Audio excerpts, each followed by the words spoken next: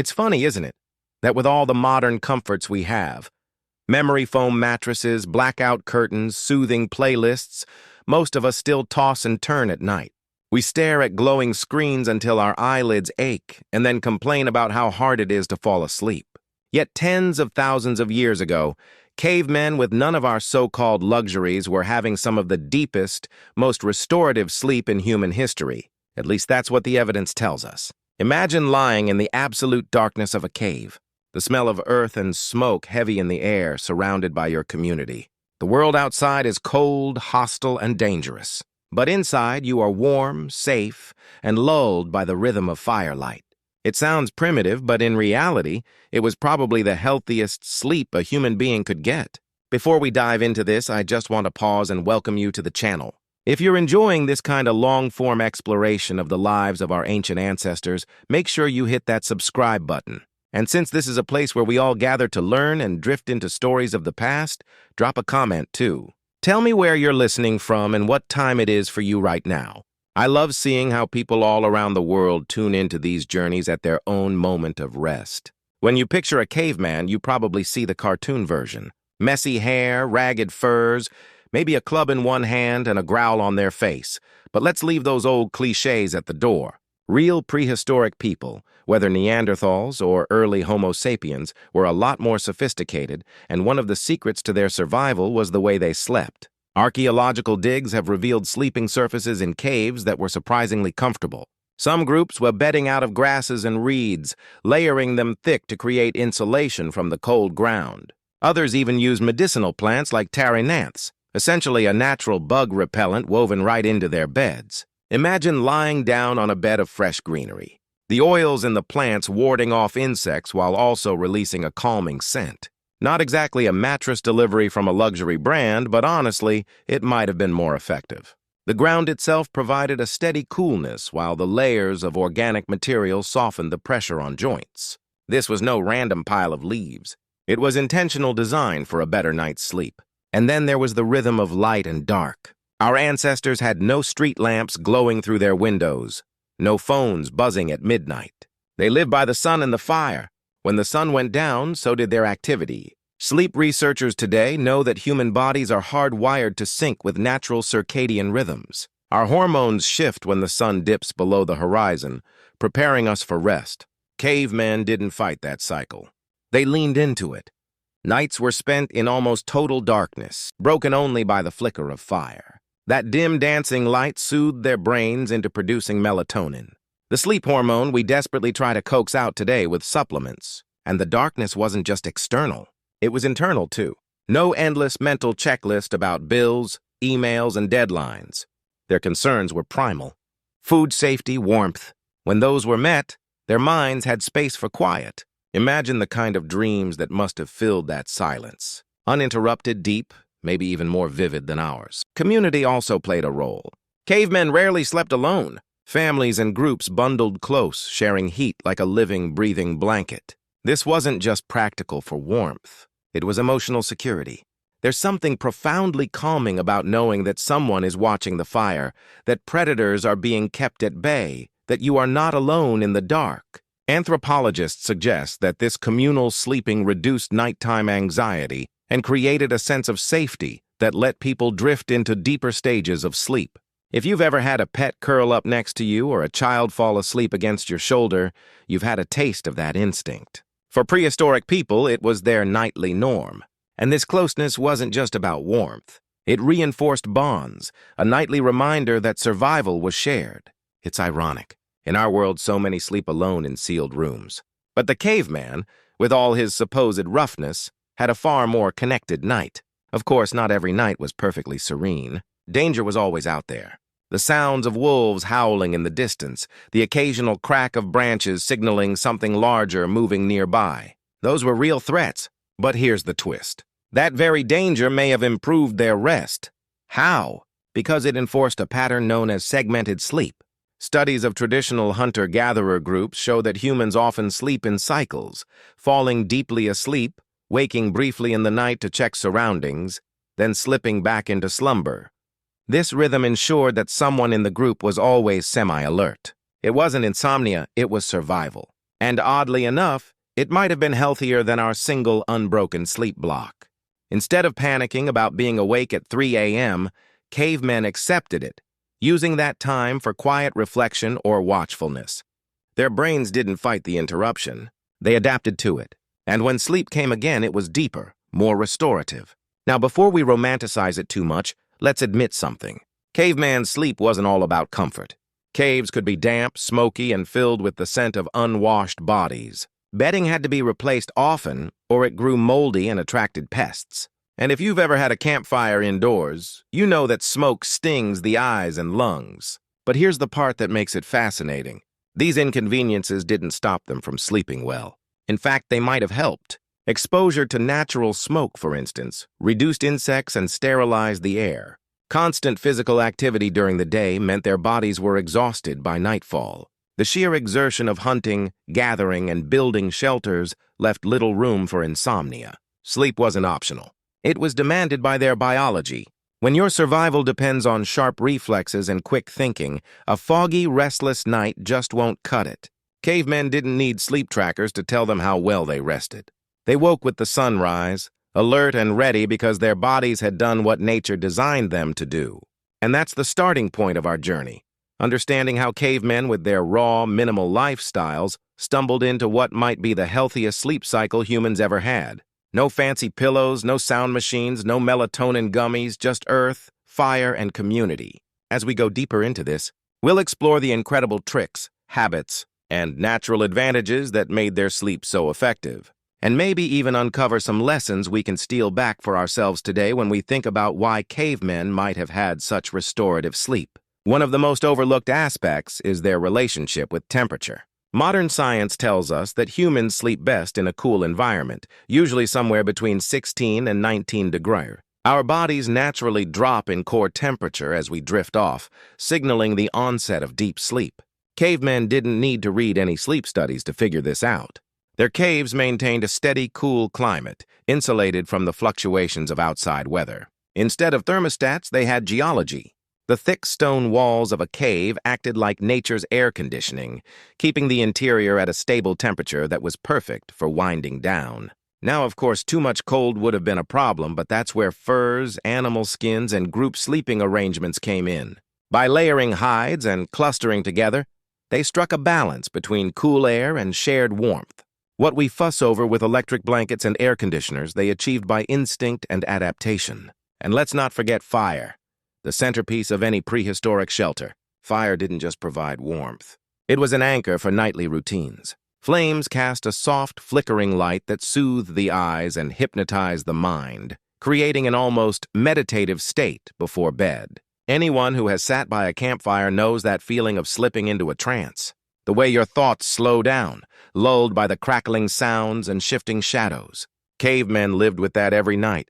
Archaeological evidence shows that fire pits inside caves were often carefully placed and maintained, suggesting that they understood the importance of managing smoke and heat. Some fires burned low through the night, not bright enough to disrupt sleep, but steady enough to keep predators at bay. Even the smell of smoke, harsh as it might sound, became part of the sensory world of prehistoric sleep, a protective blanket of scent, signaling safety and familiarity. In a strange way, fire was their version of a nightlight and a security system rolled into one. But perhaps the most striking difference between caveman sleep and ours lies in how connected it was to the natural environment. Today, most of us are trapped in a cycle of artificial schedules, alarms dragging us awake, fluorescent lights blasting our retinas, caffeine jolting our systems.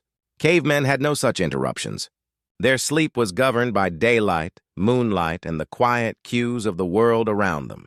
Some anthropologists believe that sleeping outdoors or in semi-open shelters also tuned their senses more finely. Imagine dozing off with the rhythmic chorus of insects, the whisper of wind through leaves, or the distant call of nocturnal animals. It wasn't silence exactly, but it was a natural soundscape. Research on modern campers shows that spending just a few nights outdoors can reset circadian rhythms, aligning them with sunrise and sunset. Cavemen lived this reality constantly. Their bodies,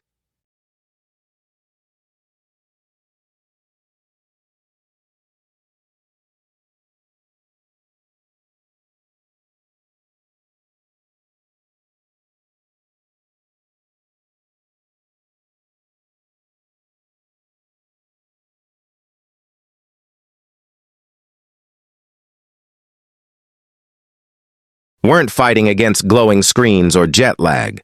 They were flowing with the rhythm of Earth itself. Another fascinating aspect is the possibility of segmented sleep, which I touched on earlier but deserves more detail. Studies of pre-industrial societies show that humans often fell asleep soon after nightfall, then awoke for a short period around midnight before drifting into a second sleep. During that waking window, people would tend the fire, talk quietly, share stories, or even slip into prayer-like reflection. If this was the norm for our ancestors, it reshapes how we think about rest. Instead of cramming all sleep into one rigid block, they embraced a flexible, multi-phase rhythm. Those midnight awakenings weren't insomnia. They were expected. And if you've ever woken in the middle of the night and felt guilty for being awake, consider that maybe your body was remembering an ancient pattern. Cavemen may have had the healthiest attitude of all. They didn't stress about being up. They let it be and then returned to slumber with ease. Community again tied all of this together. Sleeping was never purely an individual act. It was a shared ritual. Archaeologists have found evidence of communal sleeping spaces that weren't just functional, but deliberately arranged. People likely slept in clusters, elders near the back for warmth, children tucked safely in the center, hunters on the edges where they could respond quickly if needed. This layout wasn't random. It was strategy woven into rest, and beyond the practical, it created a rhythm of breathing, shifting, and murmuring that filled the cave. Modern sleep scientists talk about the comfort of white noise for relaxation. Cavemen had their own. The soft orchestra of community life at rest. The sense of belonging wasn't just emotional, it was physiological. Knowing you were part of a collective safety net allowed your nervous system to relax, dropping into deeper stages of sleep without the constant edge of vigilance that solitary sleepers might feel. Finally, we have to consider the role of exhaustion. Cavemen lived physically demanding lives.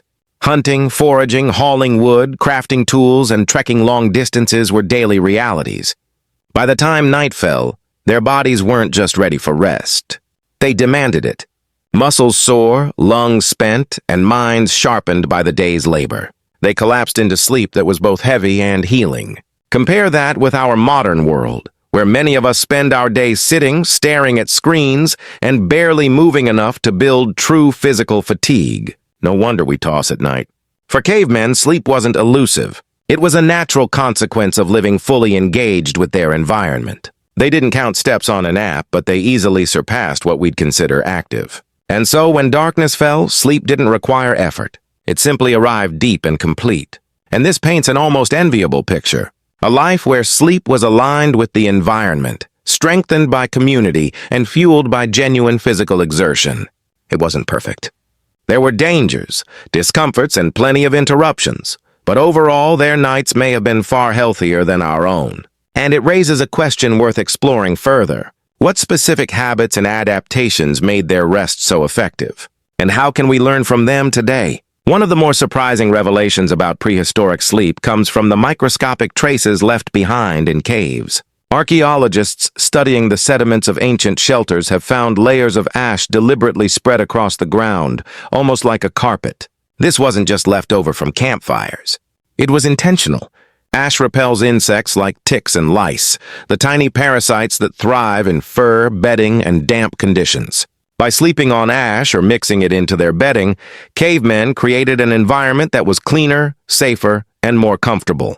In fact, some groups added aromatic plants into the mix, weaving them into mats or scattering them in sleeping areas. Imagine drifting off while surrounded by the smell of crushed mint, sage, or other herbs, all while knowing the bugs were kept at bay. This level of attention to sleeping conditions shows that they weren't just crashing on the ground out of exhaustion.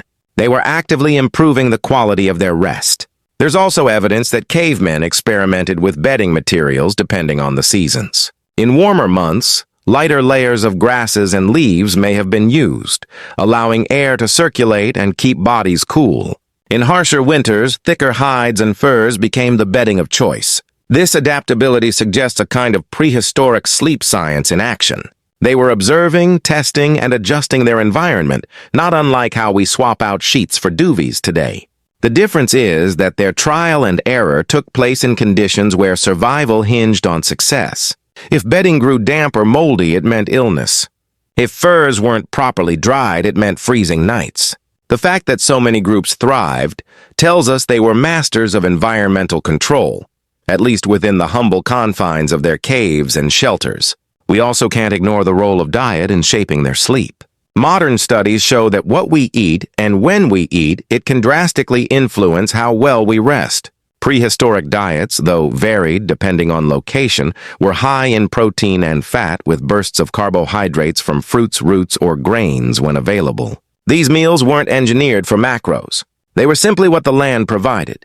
But here's the interesting part. Eating patterns likely followed natural rhythms too.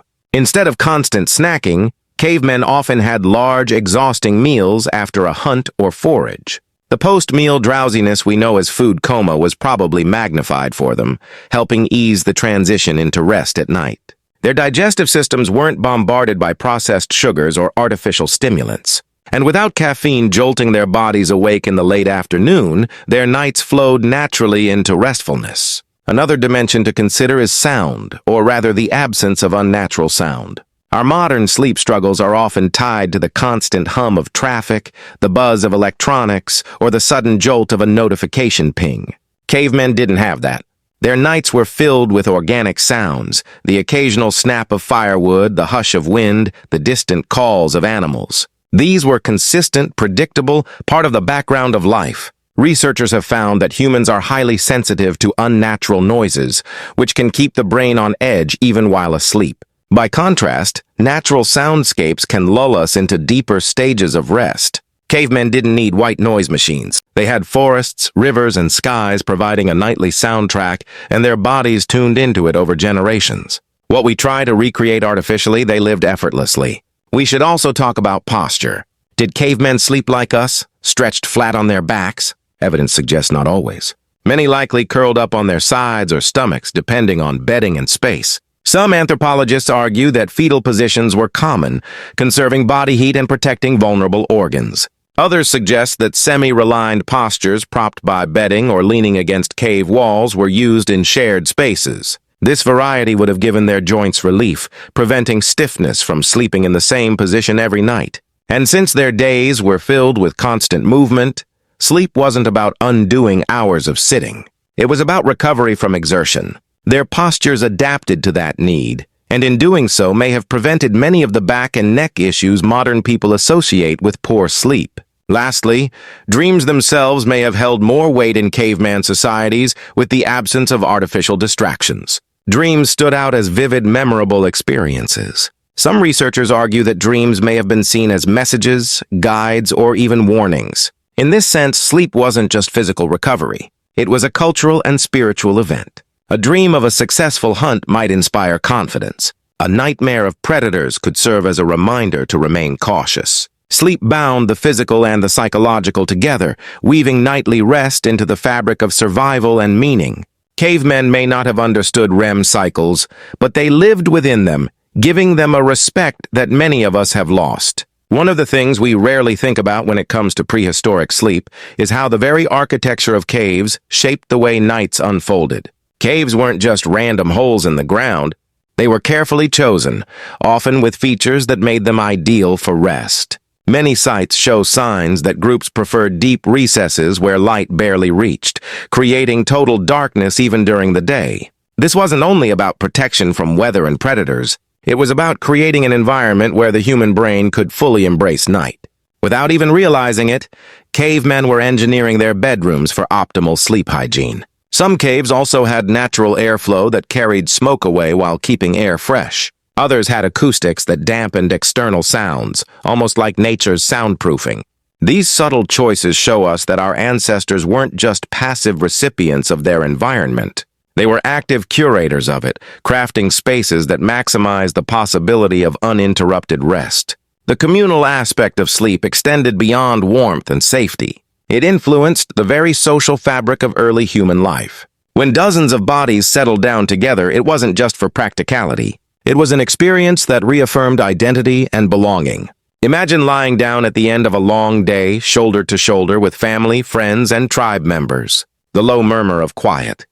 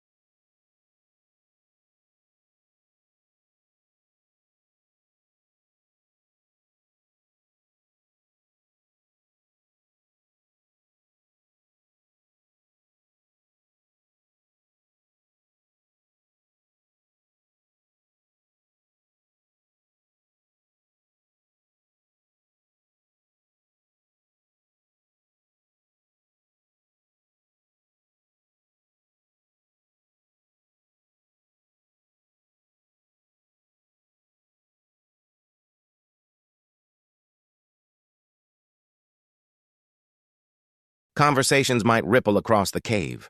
Stories traded in hushed voices while firelight flickered on the walls. These weren't just random bedtime chats. They were a nightly ritual of connection.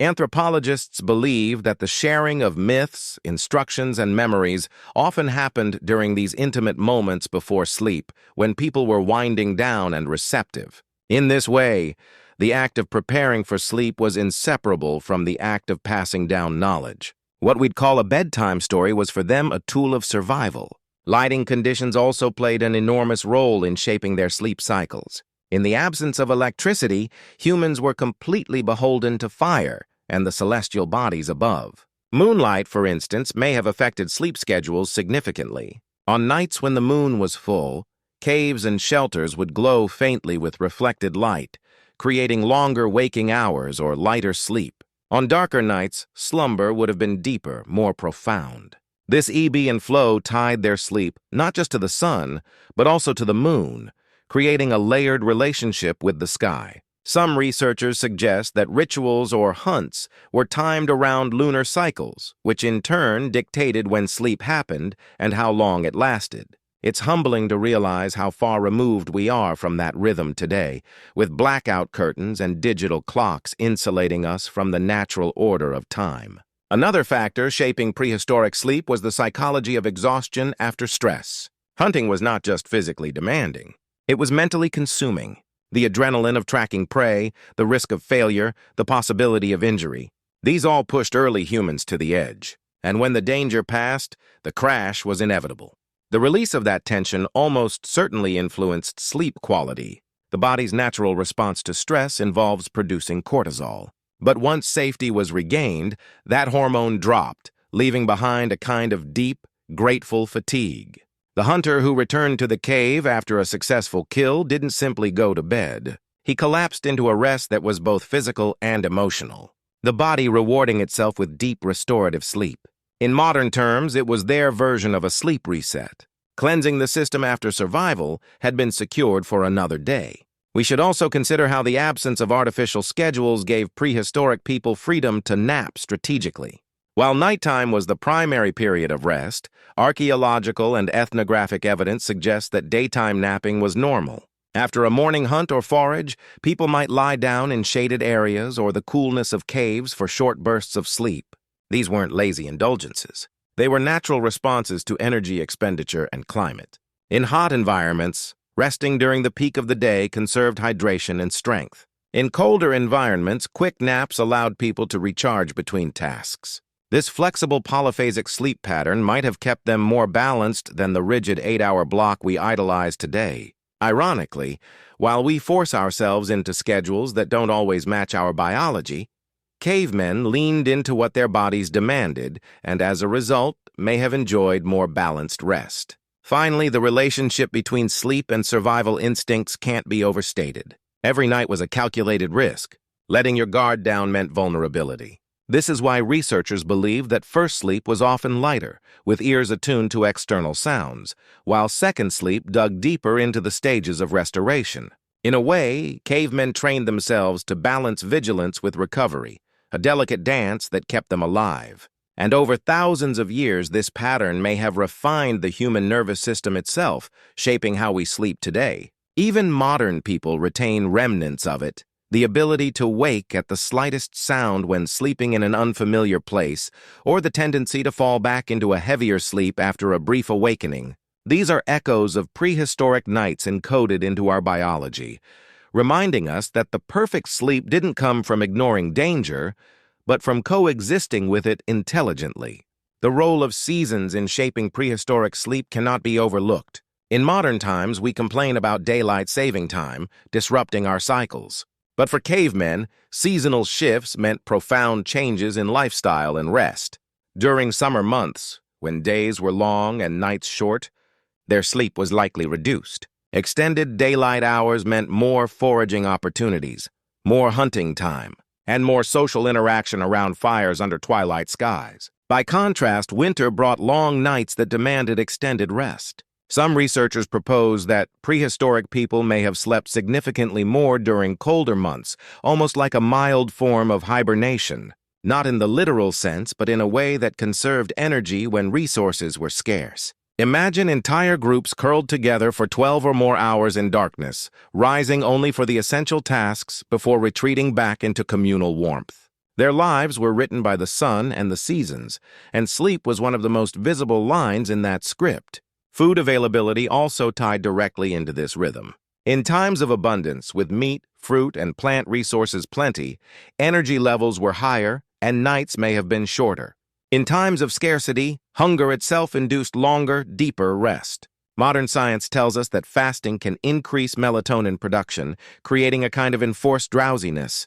For cavemen, those hungry nights weren't a choice, but they had the unintended effect of prolonging sleep.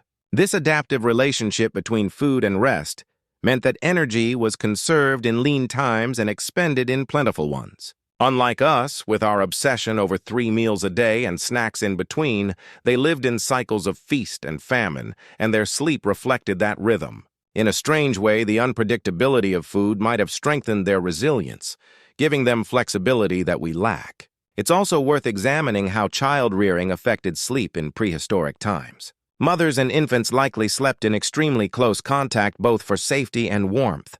Co-sleeping would have been not only common but necessary, ensuring that infants were constantly monitored and fed. Night wakings then weren't disruptions. They were integrated into the rhythm of group life. A baby's cry didn't shatter silence. It was an expected part of the night's soundscape. Studies of modern hunter-gatherer groups show that infants breastfeed throughout the night with mothers adjusting seamlessly without the sense of losing sleep. This may have been the norm for thousands of years. Instead of rigid routines separating children into different spaces, prehistoric people embraced a collective approach. The child's rest was woven into the group's rest, with the result being a pattern that felt less fragmented than our own, even if it involved more awakenings. Dreams, too, played a fascinating role in how cavemen understood their world. Without written language, dreams became a form of storytelling, a symbolic language through which experiences were processed. The vividness of dreams in a world without artificial light and constant distraction may have been striking. Some anthropologists suggest that dreams contributed to the origins of spirituality, myth, and ritual. A hunter dreaming of a successful kill might have shared the vision at dawn, and the group could have taken it as a sign or omen. Nightmares may have reinforced fears, reminding people of dangers or stirring the group to caution. In this way, sleep wasn't just physical recovery, but a mental and cultural resource. Their dreams were woven into the fabric of survival, carrying lessons and shaping beliefs that extended far beyond the cave walls. We also shouldn't underestimate the role of routine in their sleep quality. Cavemen didn't live by alarms, but their days followed consistent cycles dictated by nature. Wake with the sunrise, hunt, gather, repair, socialize, and return to the shelter as night fell. This predictable cadence created stability. Unlike us, who often juggle irregular schedules, long commutes, and late-night distractions, prehistoric people knew what each day roughly demanded. That consistency allowed their bodies to align with natural rhythms, creating a sleep cycle that was both steady and restorative. The lack of artificial disruption meant that circadian misalignment, a common problem for modern people, was almost non-existent. Their bodies and their environment were in sync.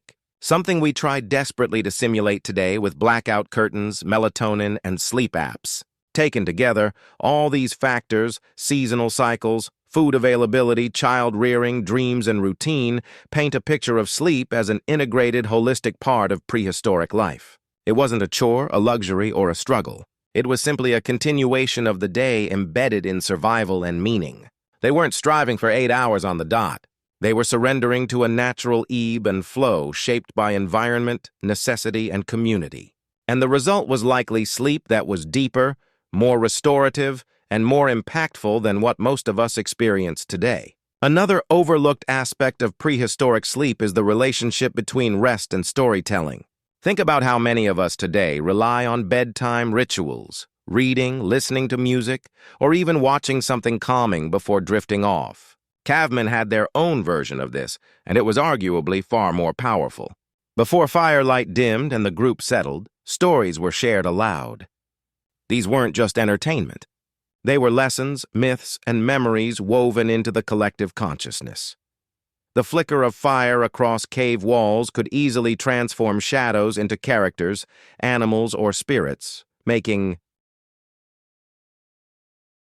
the storytelling immersive and unforgettable. Sleep would come after this period of imagination and bonding, meaning the last thing people carried into their dreams was a shared narrative. In a sense, every night was a communal meditation, priming the mind for vivid, meaningful rest. We chase that effect now with audiobooks or sleep podcasts, but they were living it organically, surrounded by voices and firelight. We can also look at the role of security in deepening their sleep. While dangers were ever present, strategies evolved to create peace of mind. Fire was one line of defense, but so was rotation.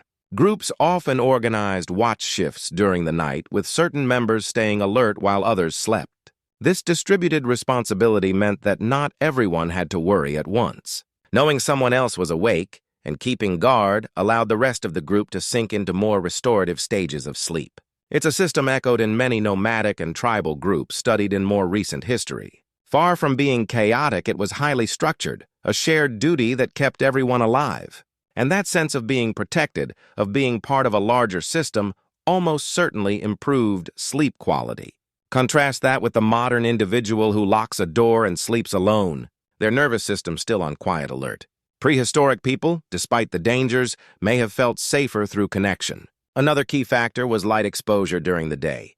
We underestimate how vital sunlight is to regulating human sleep cycles. Cavemen, by necessity, spent nearly all daylight hours outdoors. This consistent exposure to natural light anchored their circadian rhythms in a way we can hardly imagine. Their eyes and skin were constantly interacting with the sun's cycle, reinforcing signals for wakefulness and rest. By the time night arrived, their bodies had no confusion about what was supposed to happen next. Today, many of us spend our waking hours indoors under artificial lighting, which is far weaker than natural sunlight. It's no wonder that our melatonin production is sluggish, our sleep cycles disrupted. Cavemen didn't need to think about it. They lived in conditions that perfectly aligned biology with environment. It's likely why their transitions into sleep were smoother, more reliable, and less fraught with the tossing and turning we know too well. Physical activity during the day also shaped how sleep functioned. Their muscles weren't simply tired. They were fully used.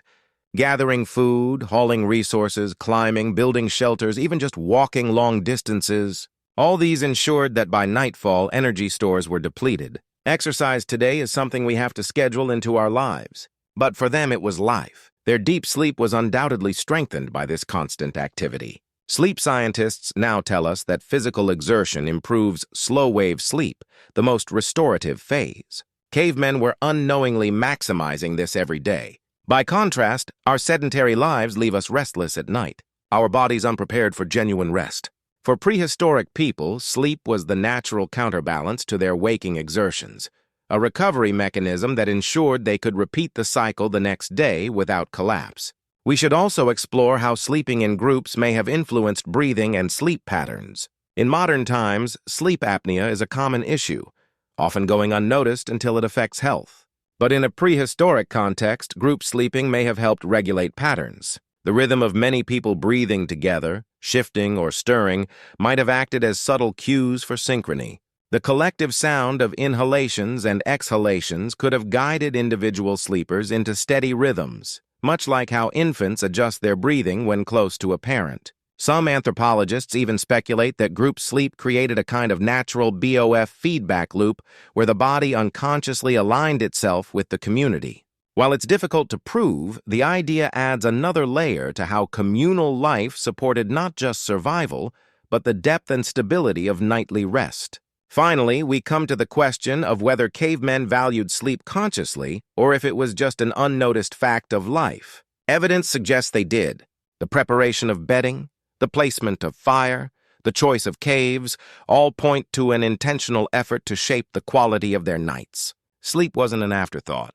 It was central to survival. In fact, some researchers argue that improved sleep quality was a critical factor in human evolution itself. Longer, deeper rest allowed for better memory consolidation, sharper problem-solving, and enhanced creativity. All essential traits for developing tools, strategies, and culture. In this sense, cavemen didn't just have good sleep, Their good sleep may have been the very engine that pushed humanity forward, setting the stage for everything that came after. What we struggle for today, with endless gadgets and advice they built into their lives naturally, the connection between sleep and creativity is one of the most fascinating aspects of prehistoric life. When we talk about the origins of art, those haunting cave paintings of animals, handprints, and abstract patterns, it's tempting to wonder how much of that inspiration came from the dream world.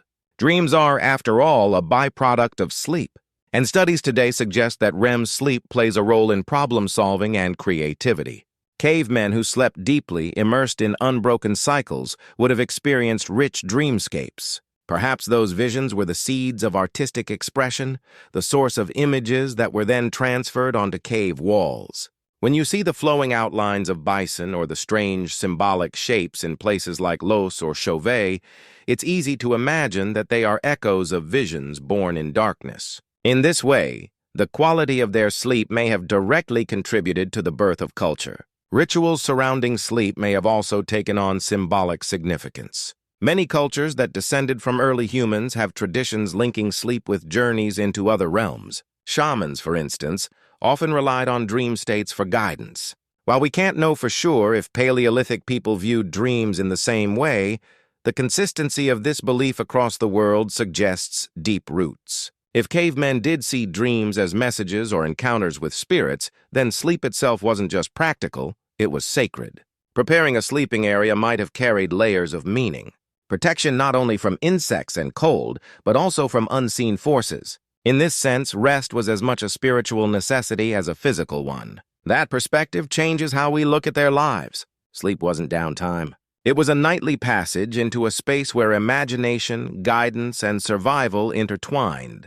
The physical environment also provided stimuli that may have enriched their sleep in unexpected ways.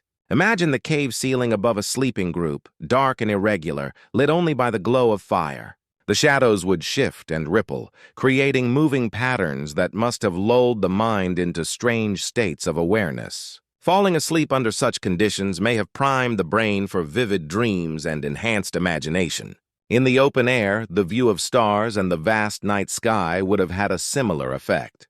Looking upward, seeing thousands of points of light against blackness was a nightly reminder of scale, mystery, and wonder. Sleep came with these cosmic visuals imprinted in the mind, perhaps shaping early human curiosity about the heavens. What we now dull with artificial ceilings and closed curtains, they experienced as a nightly theater. The relationship between predators and sleep also deserves a closer look. Far from being paralyzed by fear, cavemen developed systems to coexist with danger. Fires, watch rotations, and strategic cave placement all played a role, but so did instinctual adaptation. The human brain evolved to detect certain sounds, cracks, growls, rustles, even during the deepest sleep phases. This hypersensitivity didn't prevent rest, it refined it. Modern studies of mothers show that they can sleep through loud external noises, but will wake instantly at the faintest sound from their baby. Cavemen lived in a similar state of attunement. Their brains trained to filter noise for threats while still allowing deep restoration. Sleep wasn't fragile. It was resilient, flexible, and designed for survival. This resilience is something we've largely lost in environments filled with artificial, meaningless noise. There's also evidence to suggest that cavemen may have incorporated ritual cleansing into their nightly preparation for rest. Some archaeological sites show traces of plant ashes and animal fats near bedding areas, possibly used to repel insects or to soften bedding. If this is true, then even without soap, they were actively managing hygiene before sleep. This might have reduced illness and discomfort, allowing for deeper slumber, what we now call sleep hygiene. Cool temperatures, clean sheets, calming routines was in its own way present in their world too. It may not have looked like a lavender-scented candle and a weighted blanket, but the principles were the same. Prepare the body and the mind for rest. Create a safe environment and let nature do the rest. The difference is that they succeeded without being bombarded by a multi-billion-dollar sleep industry. Ultimately, the most compelling thing about caveman sleep is how seamlessly it fit into their lives. It wasn't a struggle or a puzzle to solve. It wasn't hacked or optimized. It was a natural, essential rhythm shaped by the environment and their needs. They slept deeply because they lived fully. Their days demanded exertion, their nights promised security, and their bodies responded in kind. This effortless relationship with rest may be one of the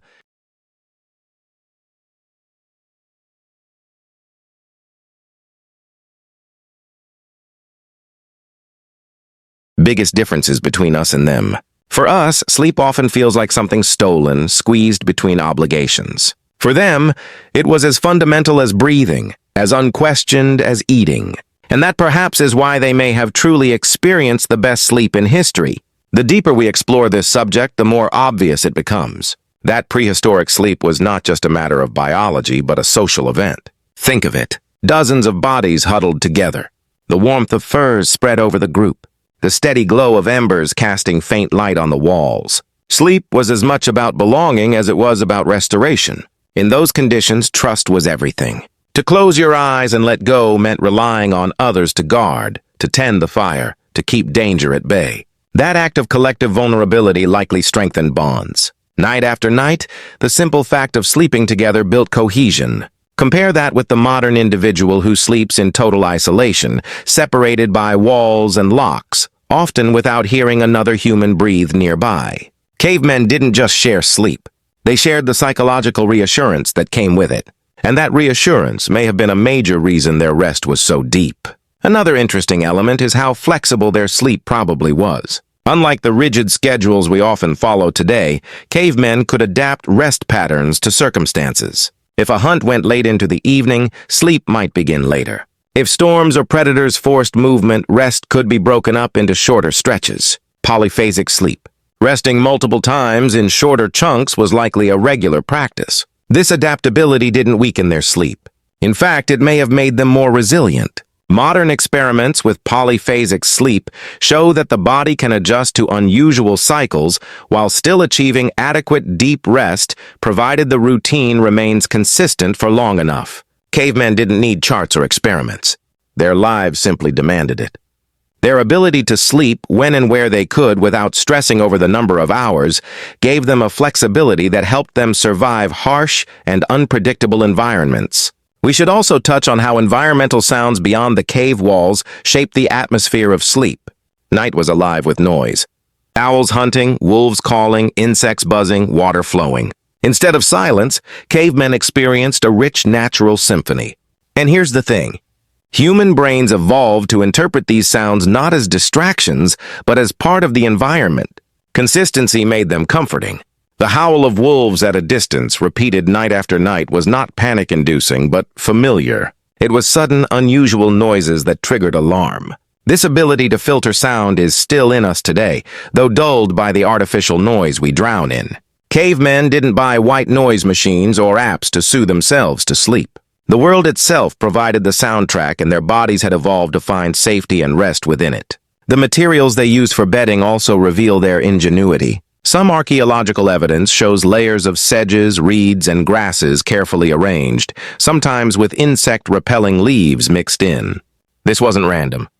It was deliberate selection, proof that they understood the benefits of certain plants. Bedding wasn't just for softness. It was functional, hygienic, and renewable. Some groups even replaced bedding regularly, burning old layers to reduce pests before laying down fresh material. This constant renewal meant that bedding remained relatively clean, a practice surprisingly advanced for people we often imagine as dirty or careless. It's a reminder that prehistoric life was full of small, thoughtful innovations, often overlooked in our rush to see them as merely primitive. Their beds weren't crude piles of brush.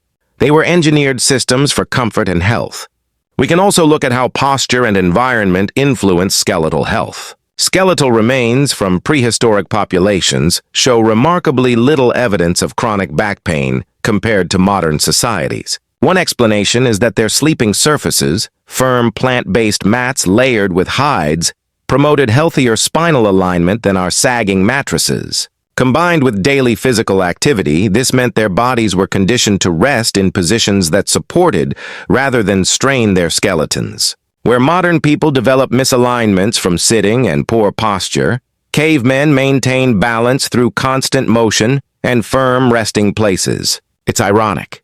With all our advanced bedding technologies, our bodies are often worse off than theirs. And finally, the role of darkness cannot be overstated. True unbroken darkness was a nightly reality for cavemen, especially in deep caves. That level of absence of light is almost impossible for us to imagine today. No street lights seeping through windows. No standby lights glowing on electronics. No faint buzz of neon signs outside, just total black. This immersion in darkness supercharged melatonin production, pushing them into deeper stages of rest. Modern research shows that even the faintest artificial light can disrupt sleep cycles, fragmenting rest and preventing full recovery. Cavemen didn't struggle with this. Their nights were dark enough to convince their bodies that it was time to surrender fully. The absence of artificial light was quite literally their secret weapon for the kind of restorative sleep that we now spend billions of dollars trying to replicate. If we step back for a moment, it's striking how much prehistoric sleep was shaped by necessity rather than preference. Every detail, from where they laid their heads to how long they rested, was dictated by survival. Yet within that necessity, we find remarkable parallels to modern sleep science. For example, their natural exposure to cycles of light and dark mirrors the findings of chronobiology today. We now know that melatonin is suppressed by artificial light and that circadian rhythms thrive when aligned with the sun. Cavemen lived by those truths instinctively without ever naming hormones or brainwaves. In a sense, they were the perfect subjects in nature's ongoing sleep experiment, demonstrating what happens when human biology runs without interference. The results were profound resilience, restoration, and perhaps even the cognitive leap that helped humanity progress. Another fascinating aspect lies in the archaeological traces of how sleeping areas were organized within caves. In several sites, there's evidence that certain spots were consistently chosen for rest. These were often areas with flat surfaces, minimal drafts, and enough space to accommodate groups without overcrowding. Some caves even show signs of designated zones with fires near entrances, activity spaces in the middle, and sleeping areas tucked safely at the back. This spatial organization reveals a careful balance of practicality and comfort.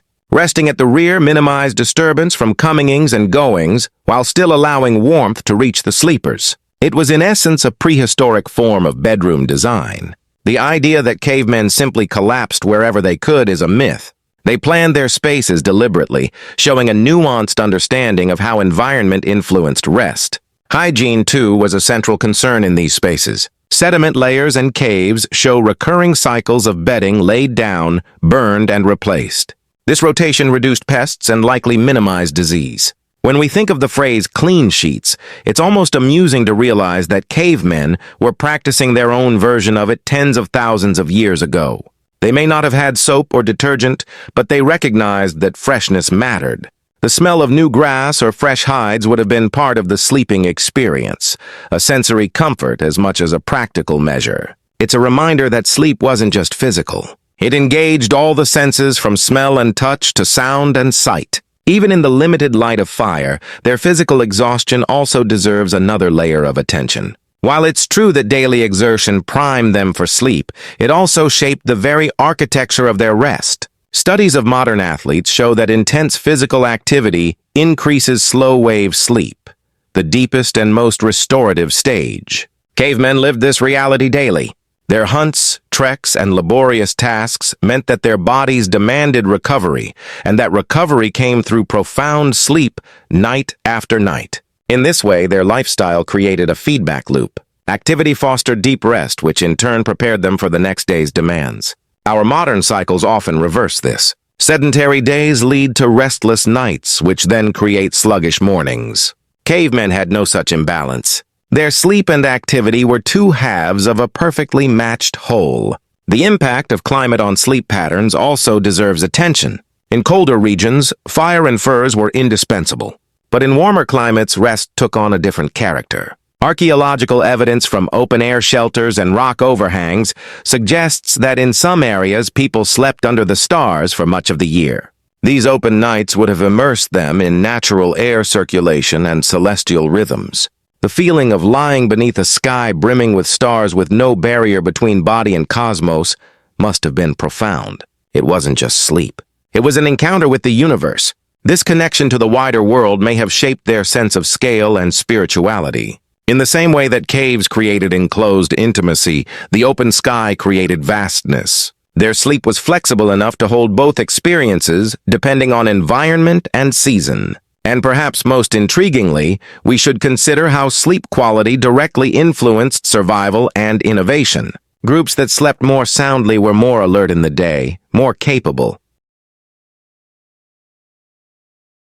in hunts and more resilient against threats.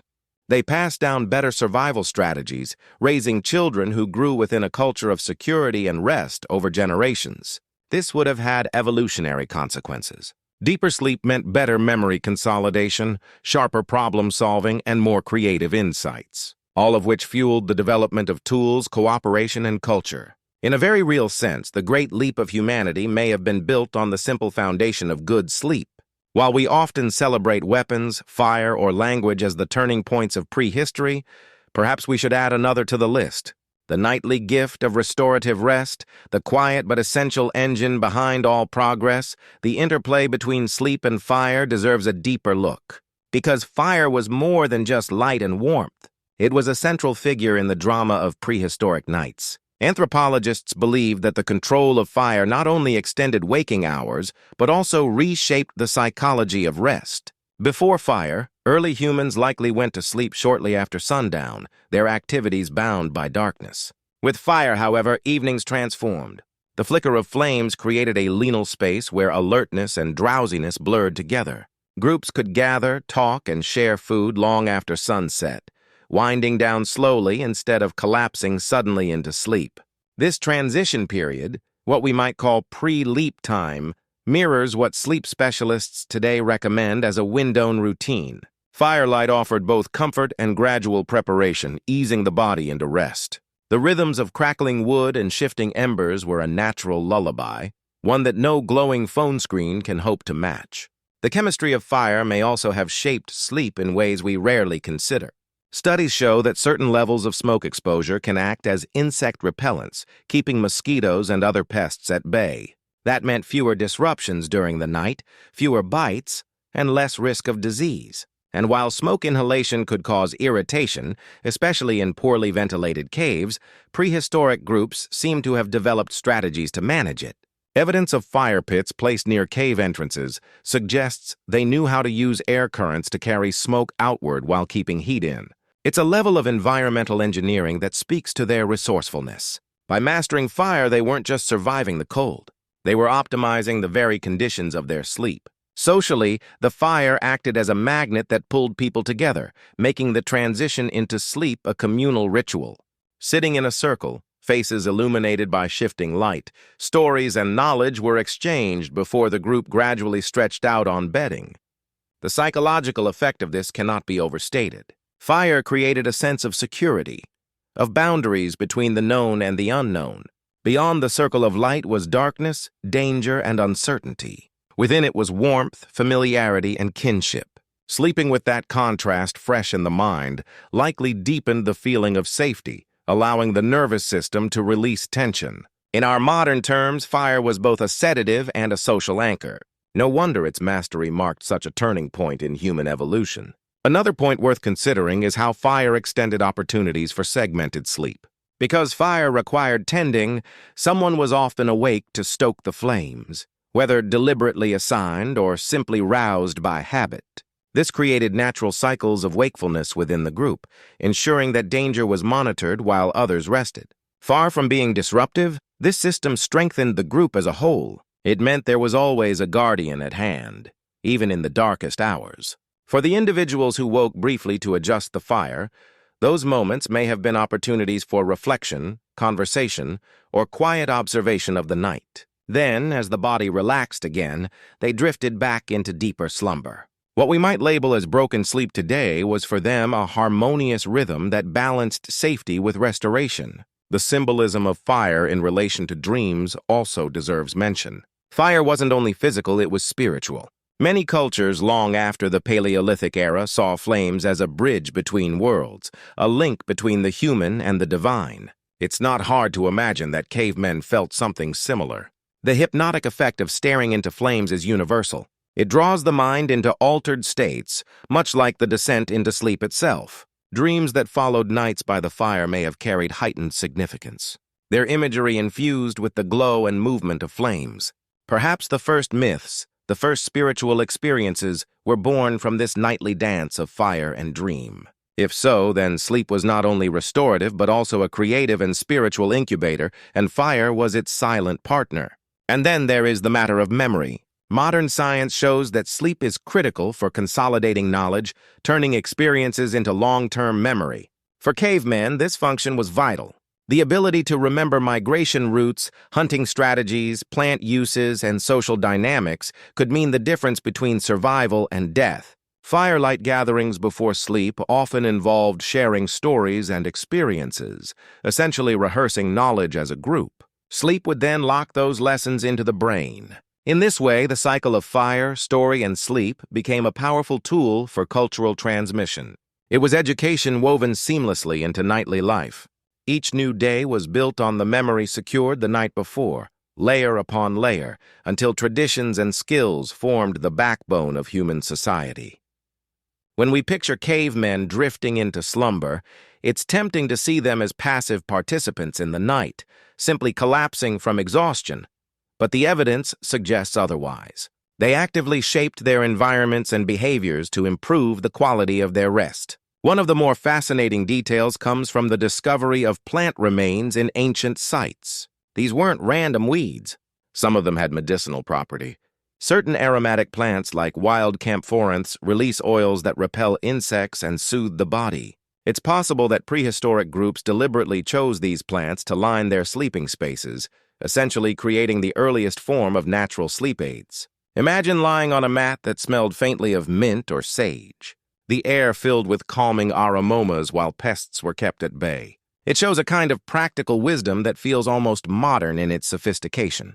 The choice of location for sleep also demonstrates intentionality. While caves offered consistent shelter, they weren't always ideal.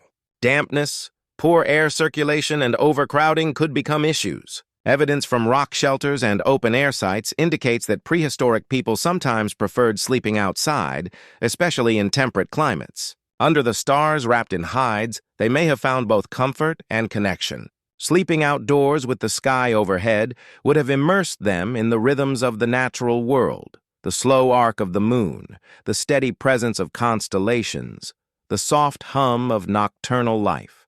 This kind of direct contact with the environment doesn't just sound romantic. It likely had tangible benefits for circadian rhythms and psychological well-being. Modern research shows that even a few nights camping outdoors can reset sleep cycles. Cavemen live that reality constantly. Another layer of prehistoric sleep worth exploring is the division of labor surrounding rest. Groups weren't structured so that everyone slept identically. Roles mattered. Hunters may have taken on the responsibility of lighter sleep near entrances, ready to respond to threats, while elders and children were sheltered more deeply. This division created a balance between vigilance and vulnerability. It wasn't just luck that kept them safe. It was strategy.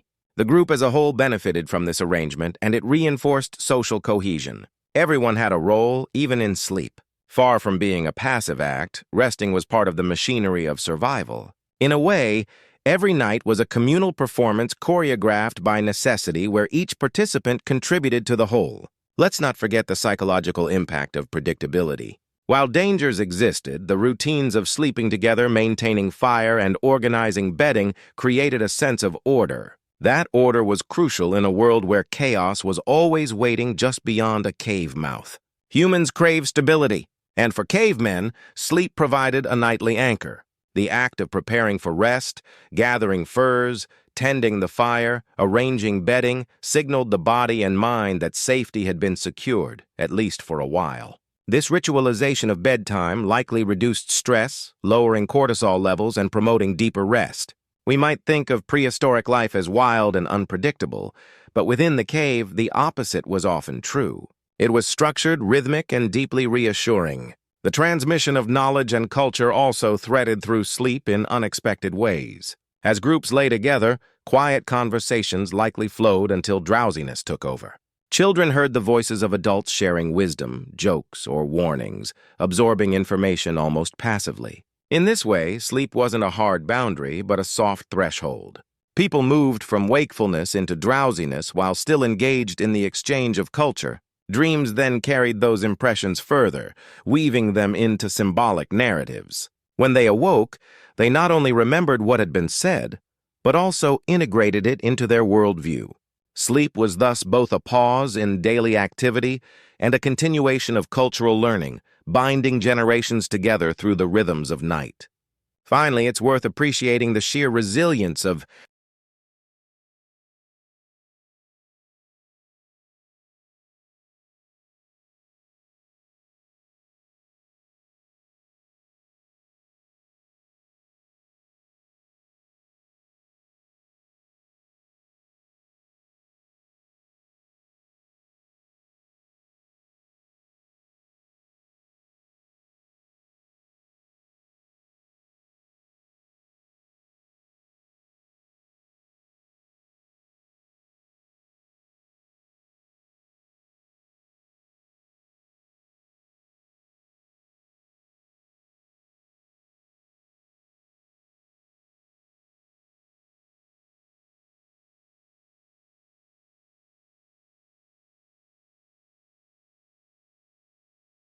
prehistoric sleep.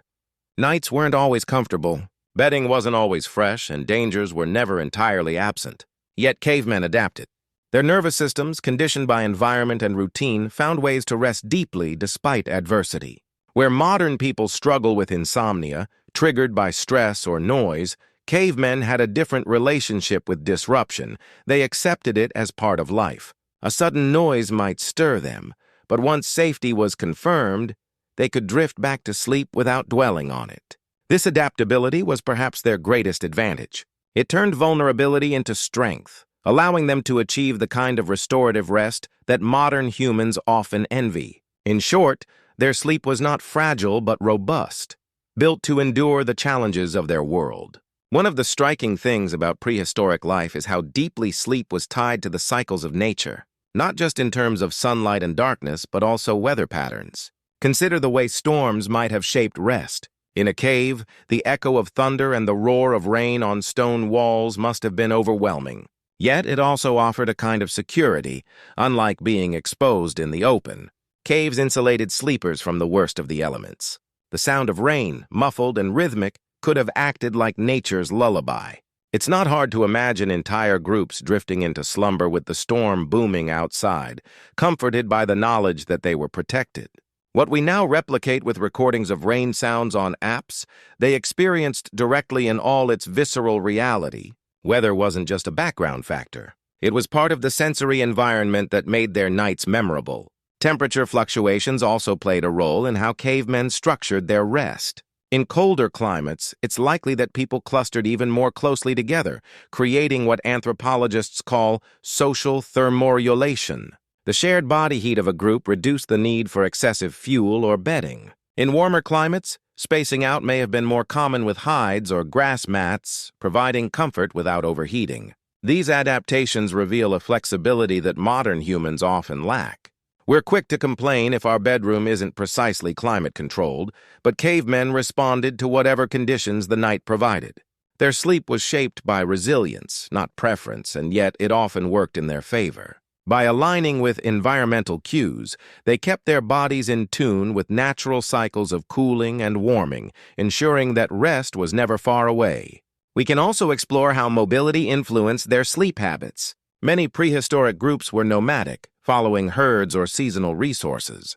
This meant that sleeping spaces had to be recreated often, sometimes nightly. Instead of relying on a fixed bedroom, they became experts in making temporary resting places functional.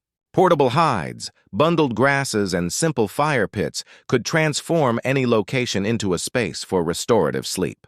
The ability to adapt quickly was essential.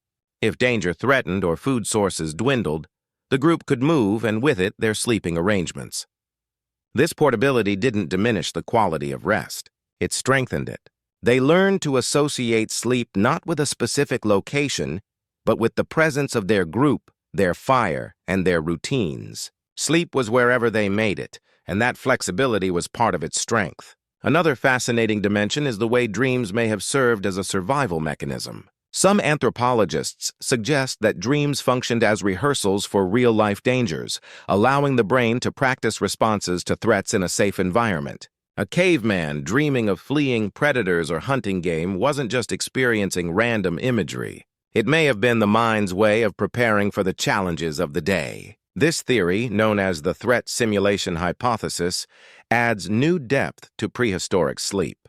Dreams weren't idle, they were training grounds. When we see cave art depicting hunts or dangerous animals, it's tempting to wonder how many of those images were inspired by dream rehearsals. Their nights were in effect a continuation of their days, a space where survival played out in the theater of the mind.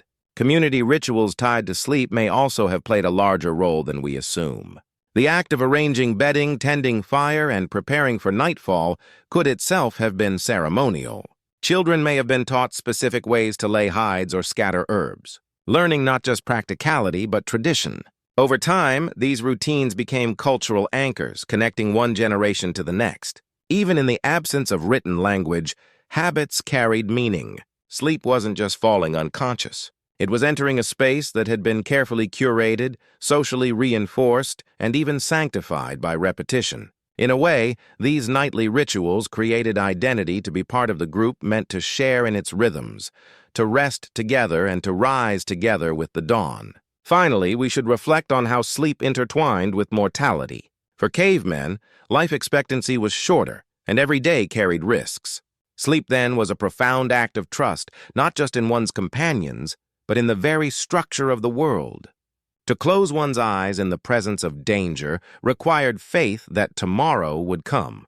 This may have imbued sleep with a weight we rarely acknowledge today. While we see rest as ordinary, they may have seen it as sacred, even mysterious. The fact that they awoke again each morning alive and restored reinforced the continuity of life in a world filled with uncertainty. Sleep wasn't guaranteed, but when it came, it was deep, communal, and often transformative. It was in every sense the lifeblood of survival and the foundation of human endurance. The relationship between cavemen and animals also deserves attention when it comes to their nightly rest. It's often assumed that animals were purely threats in the dark, but there's growing evidence that prehistoric humans developed complex relationships with creatures that shared their environments. For instance, the domestication of dogs, which may have begun as early as 20,000 to 30,000 years ago, introduced an entirely new layer of security to human sleep. Imagine a group huddled in a cave, embers glowing low. With a wolf-dog hybrid resting at the entrance, that animal wasn't just company. It was an alarm system, sensitive to scents and sounds. It could rouse at the faintest disturbance, warning the group of predators long before humans stirred. This early bond between humans and canines may have allowed deeper, more peaceful sleep, with trust extending beyond human companions to the animals that had joined their lives. But it wasn't only about protection. The warmth of animals may have contributed to what we might cheekily call prehistoric heated blankets. Anyone who's ever slept near a dog knows the radiating comfort of shared body heat. For cavemen in colder climates, this additional warmth could make the difference between shivering through the night and sinking into restorative slumber. Over time, these habits likely reinforced the relationship, turning practical benefits into emotional bonds. What began as survival partnerships may have blossomed into the earliest forms of companionship. And as sleep became safer and warmer with animals nearby, the connection between humans and dogs deepened, shaping both species in profound ways. The influence of animals also extended to the psychological world of dreams. With creatures constantly present in their waking lives, they naturally appeared in nightly visions. Dreaming of predators may have reinforced caution. Dreaming of prey could inspire new hunting strategies. This recurring imagery may explain why animals dominate so much of prehistoric art, particularly in caves. What we see on the walls might not just be records of hunts, but echoes of dreamscapes where beasts loomed large. It's possible that cavemen didn't distinguish sharply between the real and the imagined. Both were part of a continuous reality. In this sense, sleep didn't separate them from the animal world. It deepened their connection to it, weaving it into both survival and culture. The smells of animals also played a role in shaping sleep environments. In a cave shared with hides, bones, and occasionally live creatures, the air was thick with scent. For us, this might sound unpleasant, but for prehistoric people, it was normal. Smell carried meaning. It signaled safety, danger, or comfort. The scent of familiar hides, smoke, and bodies probably created a sense of belonging just as much as the sight of fire or the sound of breathing. Modern studies show that smells can trigger memory and influence sleep quality. For cavemen, these nightly scents may have grounded them in security, ensuring that when they drifted into slumber, it was within a sensory world that was wholly their own. There's also the question of how sleep shaped relationships with the wider ecosystem. By choosing caves or shelters near resources, cavemen were embedding their rest into the heart of their environment. Sleep wasn't separate from survival.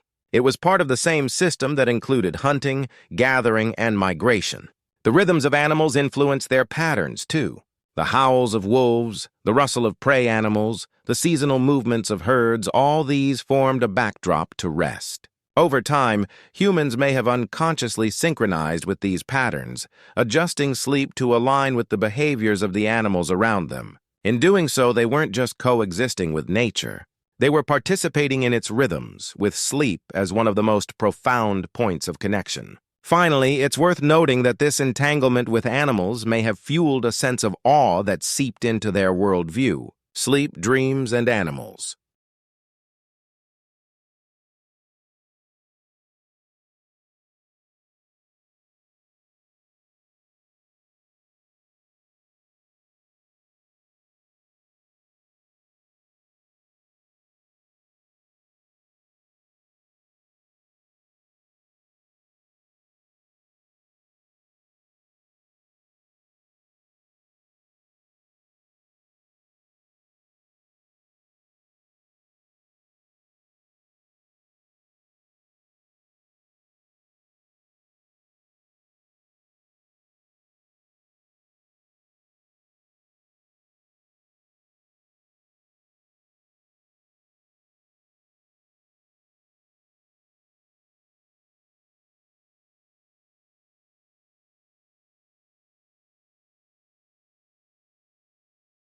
Together formed a triad of influence. Night wasn't a time of isolation. It was alive, filled with presences, both real and imagined. To rest among animals, to dream of them, to wake to their sounds was to exist in constant dialogue with the natural world. This dialogue shaped art, belief, and behavior. And so, every night's sleep wasn't just recovery. It was a rehearsal of humanity's place. In a world shared with countless other beings, far from separating themselves from nature, cavemen sank into it every night, wrapped in warmth, guarded by companions, and dreaming of the creatures that define their existence. Another dimension of prehistoric rest that often goes unnoticed is the role of light, or more accurately, the absence of it. We've already touched on darkness as a biological trigger for deep sleep, but imagine just how total that darkness would have been in the depths of a cave. Once the fire was banked and embers glowed low, there was nothing. No blue LED glimmers, no street lights, not even the faint glow of distant cities. For modern people, it's almost unimaginable. That level of pure blackness creates a psychological and physiological state we rarely access. It allowed melatonin to surge, the nervous system to settle, and the mind to slip seamlessly into dreams. Even on nights when they slept under the open sky, the only natural light came from stars or the moon, both of which shift and fade in cycles that harmonized with human biology. This perfect alignment gave them a kind of natural sleep hygiene that we spend fortunes trying to recreate with blackout curtains and blue light glasses. The rhythm of waking and sleeping was also tied directly to natural twilight. As the sun sank, shadows stretched and colors dimmed, signaling the brain that night was coming. That slow, gradual transition primed the body for rest. Compare this to our abrupt switches, office lights going off, screens glowing until bedtime, then a sudden attempt to shut down. Cavemen's eyes and brains adjusted with nature's dimmer switch, an unhurried fade that prepared them for deeper slumber. The fire extended this twilight just enough, offering a soft bridge into the night without overpowering it. Their evenings were long exhalations, not jolting interruptions, which likely explains why their sleep cycles were steady and robust. They weren't fighting against the environment, they were flowing with it.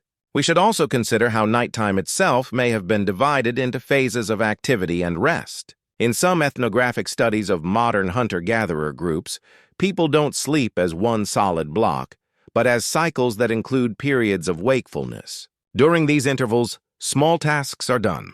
Mending tools, preparing hides, tending the fire, or whispering stories. Far from being disruptive, these moments created a natural balance. Light sleepers might rise and take over guard duties while others drifted deeper into dreams. This communal ebb and flow ensured that the group was never completely vulnerable while still allowing individuals to achieve restorative rest. In a sense, they had a built-in security system, one that was born out of biology and necessity rather than technology.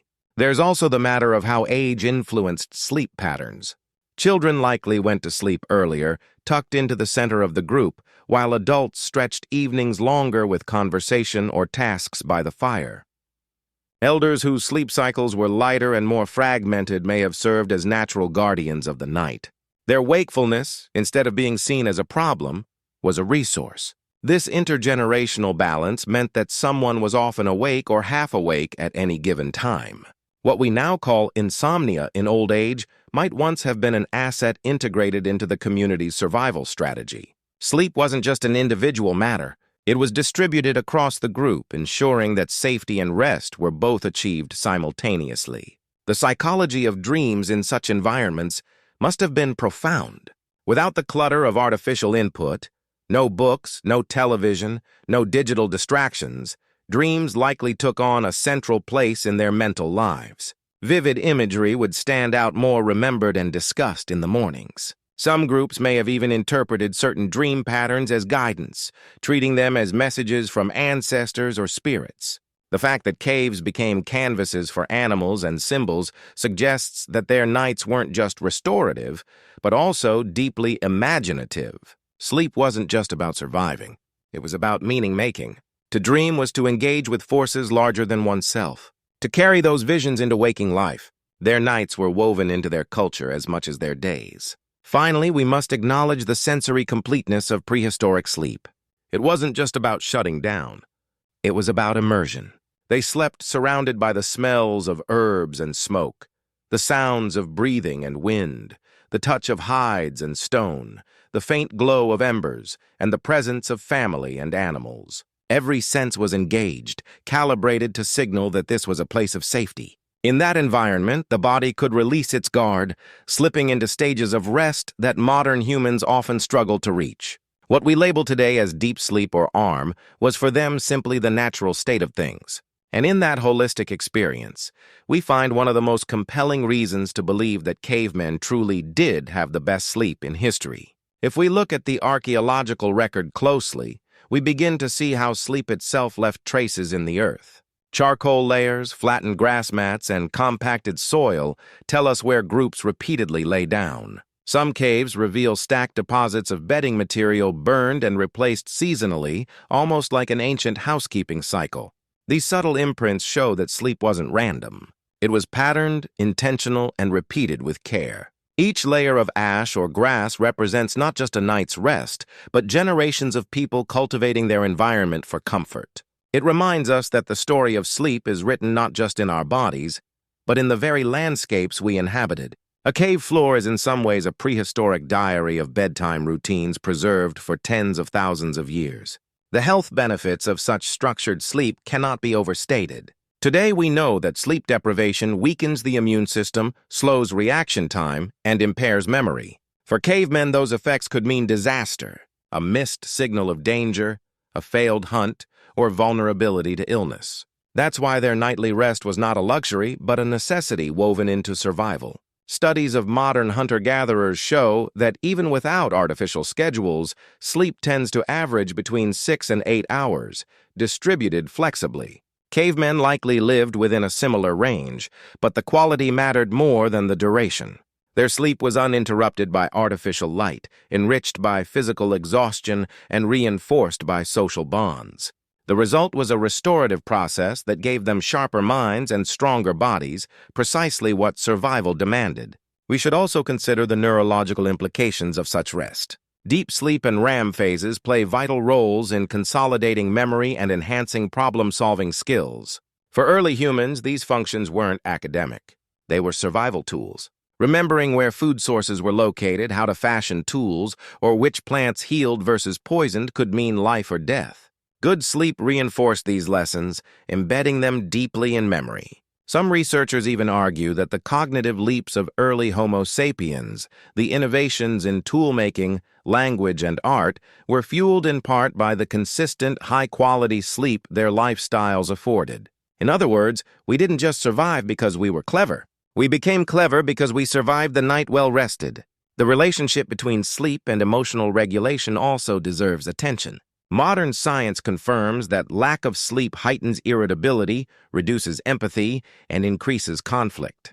For prehistoric groups, harmony was essential. Disputes could fracture communities, weakening their chances against environmental pressures. By sleeping well, they not only restored their bodies but also stabilized their moods, making cooperation more likely. Night after night, rest served as the glue that kept tempers in check and relationships intact.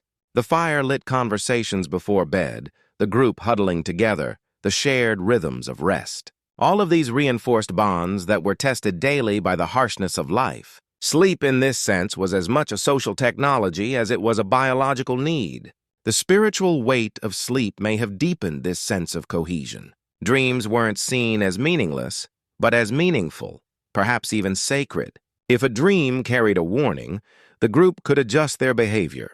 If it promised success, it fueled morale.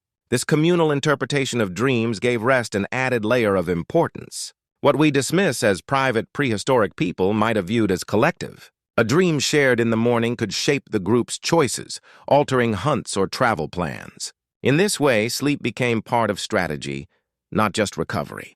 The line between biology, culture, and spirituality blurred, making every night's rest a foundation for the day ahead. Finally, when we compare prehistoric sleep with our own, it's hard not to feel a little envious. Despite their hardships, cavemen may have experienced deeper, more meaningful rest than most of us do today. They didn't battle insomnia caused by screens or anxieties driven by endless schedules. Their sleep was natural, communal, and restorative. It gave them not just survival, but vitality. Every morning, they rose into a dangerous world, sharpened by dreams, bonded by shared warmth, and strengthened by the kind of rest.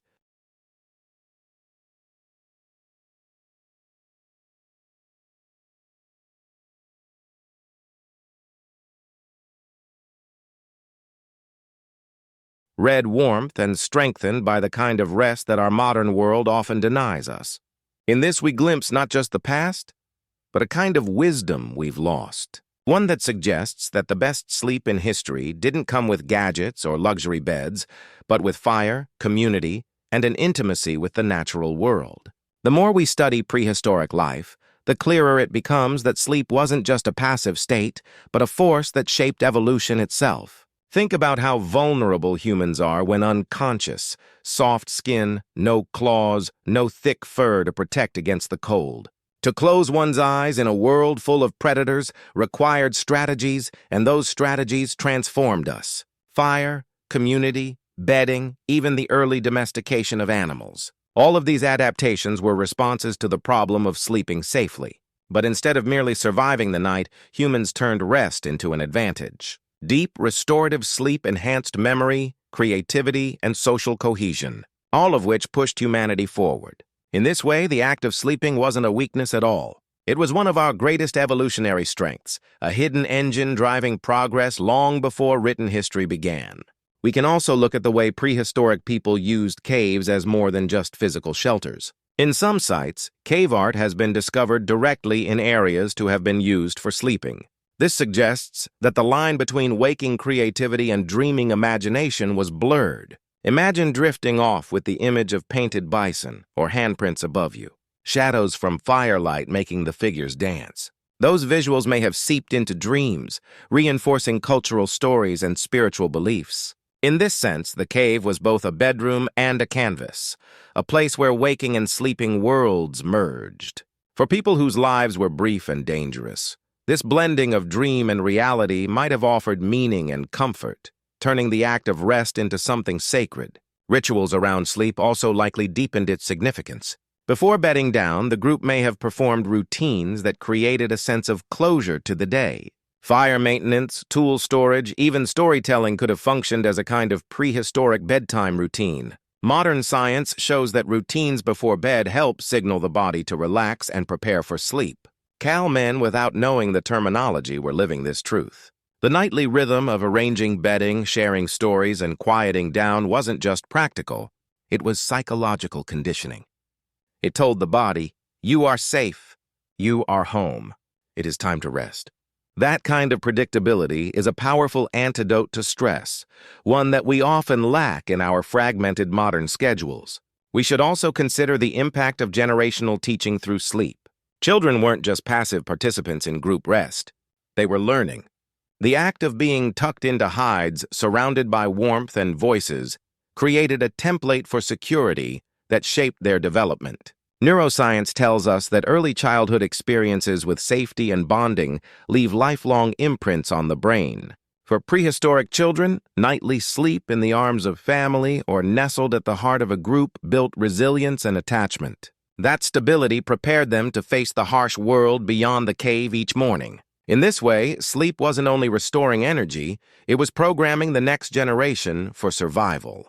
Diet continued to influence how rest unfolded, not just through hunger and satiety, but through the timing of meals. After successful hunts, groups likely feasted, and the heaviness of protein-rich diets would have promoted drowsiness. In leaner times, fasting would have led to longer, deeper stretches of sleep as the body conserved energy. This ebb and flow tied to food cycles created a rhythm that made sleep adaptable rather than rigid. Instead of resisting hunger or fullness, they leaned into it, allowing biology to dictate rest. Modern research confirms that food intake influences sleep quality, and prehistoric people lived that truth every day without debate. Their flexible relationship with diet and sleep may have given them a physiological balance we struggle to achieve. Lastly, it's worth reflecting on the sheer integration of sleep into every aspect of their existence. For us, sleep often feels like time stolen from productivity, something to be minimized or hacked. For cavemen, it was inseparable from survival, community, creativity, and spirituality. It wasn't an obstacle. It was a foundation. Each night was a renewal, a pause that didn't just refresh bodies, but reaffirmed identities and bonds. And in that nightly cycle, humanity found the strength to innovate, endure, and expand. The best sleep in history wasn't about luxury. It was about alignment, living so closely with nature and each other that rest became effortless. It was the very definition of being human in a world that demanded everything from them, yet gave them in return the gift of profound restorative nights. One detail that often gets overlooked when we think about cavemen's nightly lives is how sound inside the cave itself influenced their rest. Natural stone chambers have acoustics unlike any modern bedroom. A cough, a whisper. Even the shifting of bodies can echo softly, blending into a background hum instead of silence.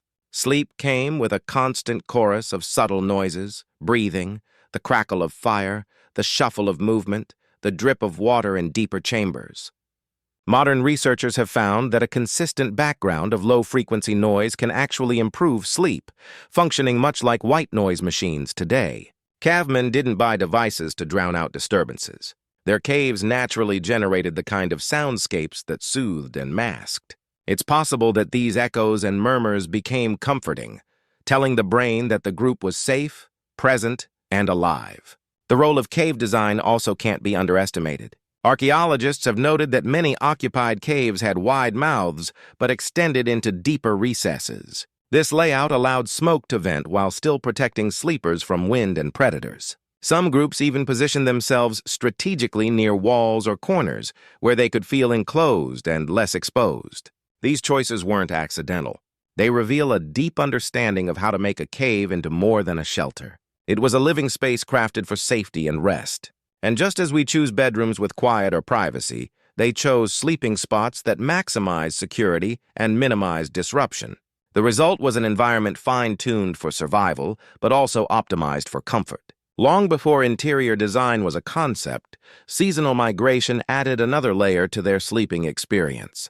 Groups that followed animal herds or plant cycles carried their habits of rest with them, adapting to new environments as they traveled. In open plains, they may have created temporary shelters from branches, hides, and grasses, clustering together under the stars. In mountainous regions, they relied on caves or rock overhangs, adjusting to colder nights with thicker bedding and closer contact. This adaptability demonstrates a kind of sleep resilience we often lack. While modern people struggle to adjust to a new hotel bed or a slightly different routine, prehistoric humans could make nearly any space into a resting place. For them, sleep wasn't tied to a specific bed or room. It was a practice repeated wherever they went, grounded in rituals and community. It's also fascinating to consider how sleep shaped social interactions. In a communal setting, personal space was limited. People would have slept shoulder to shoulder, hides overlapping, limbs brushing. This closeness created a constant awareness of others, reinforcing bonds of trust and dependence. But it also meant that small conflicts could arise, snoring, shifting, or taking more space than allotted. The ability to tolerate these irritations was likely a critical social skill. Those who couldn't adapt may have struggled to fit into group life. In this sense, even the nightly act of resting trained people in patience, empathy, and cooperation. Sleep wasn't just about bodies recovering. It was about communities learning how to exist together in tight quarters without breaking apart. Another overlooked angle is the role of night watch. Some groups surely designated specific individuals to remain half awake, tending the fire and scanning for threats. This duty rotated, spreading responsibility across the community. The watchers weren't entirely sleepless, though. They likely dozed lightly, waking at intervals to stoke flames or listen for danger. This semi-sleep state kept them functional while ensuring the group's safety. It's a reminder that prehistoric sleep wasn't a rigid 8-hour block. It was fluid, responsive, and strategic. What mattered most was not conformity to a clock, but balance. Enough restoration for each individual combined with vigilance for the group. This distributed system turned vulnerability into resilience, making human sleep patterns a shared survival tool. Finally, when we think of prehistoric sleep, it's easy to romanticize it as effortless perfection. But the truth is more nuanced. Nights could be uncomfortable, smoky, noisy, or interrupted by hunger, cold, or fear. Yet, despite these challenges, cavemen consistently achieved the deep rest necessary to thrive. Their resilience lay not in eliminating every disruption, but in adapting to them. They didn't need perfect silence or memory foam mattresses. They needed warmth, trust, and rhythm. And with those in place, sleep became one of the most reliable parts of their lives. In that balance between hardship and adaptation, they carved out what may truly have been the best sleep in history. If we think of cavemen's nights as purely functional, just lying down and waking up, we miss an important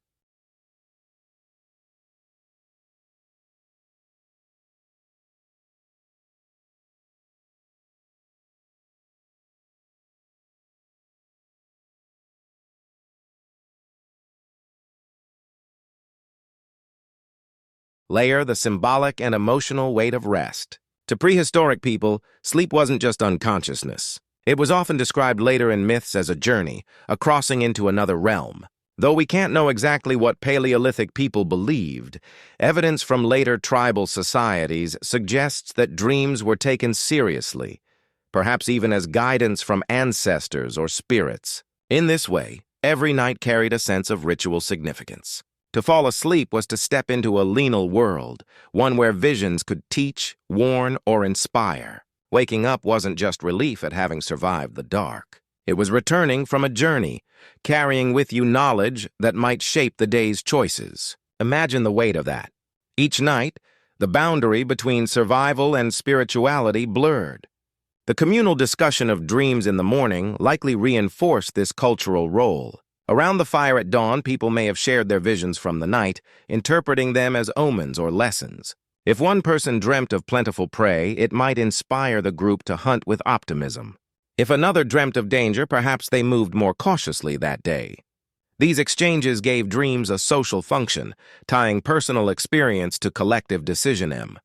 Modern science confirms that REM sleep helps with creativity and problem-solving. Cavemen may not have understood the brain mechanics, but they grasped the outcomes. Dreams mattered. By weaving them into the fabric of daily life, they elevated rest into something more than recovery. It became a tool for survival, culture, and meaning. We should also explore how adolescence and adulthood might have shifted sleep roles. Young hunters filled with energy may have been more suited to night watch duties, keeping alert for dangers while others slept. Elders whose lighter sleep patterns made them natural guardians of the dark hours may have filled similar roles. Meanwhile, children were protected at the center of sleeping clusters, absorbing not only warmth but also the sense of safety that comes from being surrounded. This distribution of roles meant that the group maximized its safety without sacrificing anyone's rest completely. Each age group contributed differently, and those contributions shaped the whole community's nightly routine. Sleep wasn't just a biological event. It was a carefully balanced social system. The psychological impact of such arrangements was profound. Imagine the reassurance of drifting into slumber as a child, hearing the low voices of adults at the edge of wakefulness, knowing that elders were awake, that hunters kept watch, and that fire glowed steadily at the cave's mouth. That environment of security nurtured trust and belonging, foundational emotions that shaped mental health. For adults, the knowledge that others shared responsibility eased the burden of vigilance, allowing them to relax more deeply. This distribution of duty created resilience not only in sleep, but in social life. Each person learned that survival was shared, that rest itself was part of the collective effort. It's an inversion of how we often view sleep today as an individual achievement tracked on apps and managed alone. Another fascinating point is how sleep quality influenced innovation. When groups were well-rested, they were sharper, more creative, and better able to experiment with tools and strategies. Archaeological evidence shows bursts of innovation, new hunting methods, improved stone tools, artistic expression emerging in cycles. While food abundance and climate shifts played roles, sleep may have been an invisible partner. Deep restorative rest enhanced memory and cognition, allowing insights to emerge. In this sense, the best sleep in history wasn't just a phrase. It was a literal engine of human advancement. Cavemen didn't need laboratories or classrooms. Their classrooms were their dreams. Their laboratories, the discussions by firelight, and their sleep cycles, the quiet processors that turn daily chaos into long-term wisdom. Finally, when comparing prehistoric sleep to our own, the biggest difference is perhaps the lack of anxiety around it. Today, people worry endlessly about not getting enough hours, about insomnia, about sleep quality tracked by gadgets. Cavemen had no such concerns. Sleep wasn't measured or worried over. It simply happened. If they woke in the night, they didn't stress about being awake. They tended the fire, whispered with others, or stared into the dark until rest returned. This relaxed relationship with sleep may have been their greatest advantage. By surrendering to the rhythms of their world rather than resisting them, they achieved rest that was both profound and natural. It's ironic. The people with the fewest tools for comfort may have had the healthiest minds and bodies, thanks to nights spent in a harmony we can barely imagine today. One element that stands out when comparing prehistoric nights to our own is how much less fragmented their attention must have been. We often carry the weight of the day into bed. Unfinished emails, the ping of late-night notifications, the endless scroll of glowing screens. Cavemen had none of this. Their days ended with tasks completed as best as possible.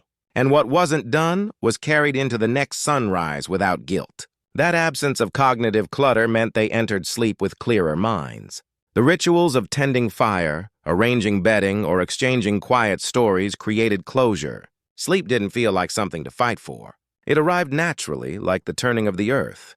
Their dreams, instead of being drowned in overstimulation, emerged from lives more focused on survival, community, and the cycles of nature. It's little wonder that their sleep may have been so restorative. Physical closeness during sleep also played a role in reducing stress hormones. Today, researchers know that oxytocin, the hormone linked to bonding, rises with touch and proximity. Cavemen lived with constant physical contact, sharing hides, leaning against each other, sleeping in overlapping clusters. That nightly skin-to-skin connection, even if accidental, likely promoted calm, lowered cortisol, and encouraged deeper rest. We can see echoes of this in modern life. Infants who co-sleep with parents often have steadier breathing and reduced stress responses, and adults who share beds often report comfort, even if the sleep is lighter. For cavemen, the balance tilted toward reassurance. To feel the warmth of a body beside you was proof that you weren't alone, that your tribe was intact, and that safety was possible even in the darkness. The environment around them further amplified this security. The soundscape of the night, though alive with animals and natural forces, was predictable. Wolves howled, rivers rushed, insects chirped. None of these sounds were foreign or intrusive. They were part of the expected backdrop of life. What really disrupted rest were sudden irregular noises, a branch snapping, footsteps in the dark, the cry of an unfamiliar predator. The sensitivity honed their awareness without breaking the rhythm of rest. The brain stayed tuned, filtering out the ordinary while reacting instantly to the extraordinary. That balance, light vigilance, coupled with the ability to return to deep sleep, was perhaps one of their greatest adaptations. It allowed them to live in dangerous environments without sacrificing the restorative cycles their bodies needed. We should also consider how gender roles may have shaped sleep. Women, especially those raising young children, often slept in the most secure parts of shelters, surrounded by family members for protection. Men might have positioned themselves closer to the periphery where they could respond quickly to danger. This arrangement created layered zones of safety with the most vulnerable at the center. It wasn't random. It was strategy designed through instinct and experience. The result was that everyone, regardless of age or role, could achieve the rest they required. Even newborns feeding throughout the night were woven seamlessly into this system. What could have been constant disruption was absorbed by the group dynamic, turning the chaos of infancy into a shared responsibility. Cavemen in this sense didn't just sleep as individuals. They slept as a system, each role balancing the needs of the others. Another fascinating point is how seasonal darkness may have influenced their mental health. In higher latitudes, winter meant extraordinarily long nights, sometimes stretching to 15 or more hours. Cavemen likely slept longer during these periods, approaching a semi-hibernation pattern. But instead of boredom or despair, those long nights may have fostered creativity. Extended darkness meant extended dreams, more storytelling, and more time spent in communal closeness. The deep winter slumbers may have reset bodies and minds, storing energy for the more demanding months of spring and summer. Modern people often struggle with seasonal affective disorder, but prehistoric groups may have experienced winter rest as a period of renewal, not a crisis. Their alignment with the natural cycle gave them resilience against forces that overwhelm us today. Finally, the most remarkable thing about prehistoric sleep is how fully it wove together biology, environment, and society. It wasn't compartmentalized or optimized. It was simply lived.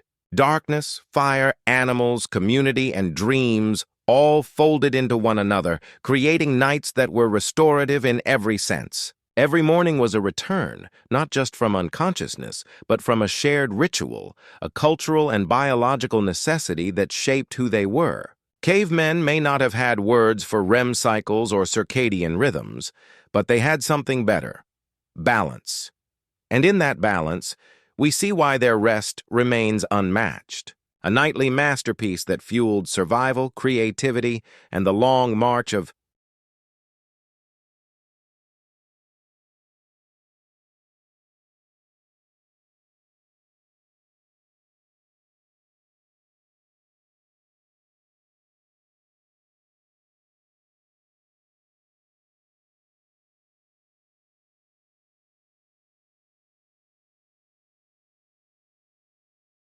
human history.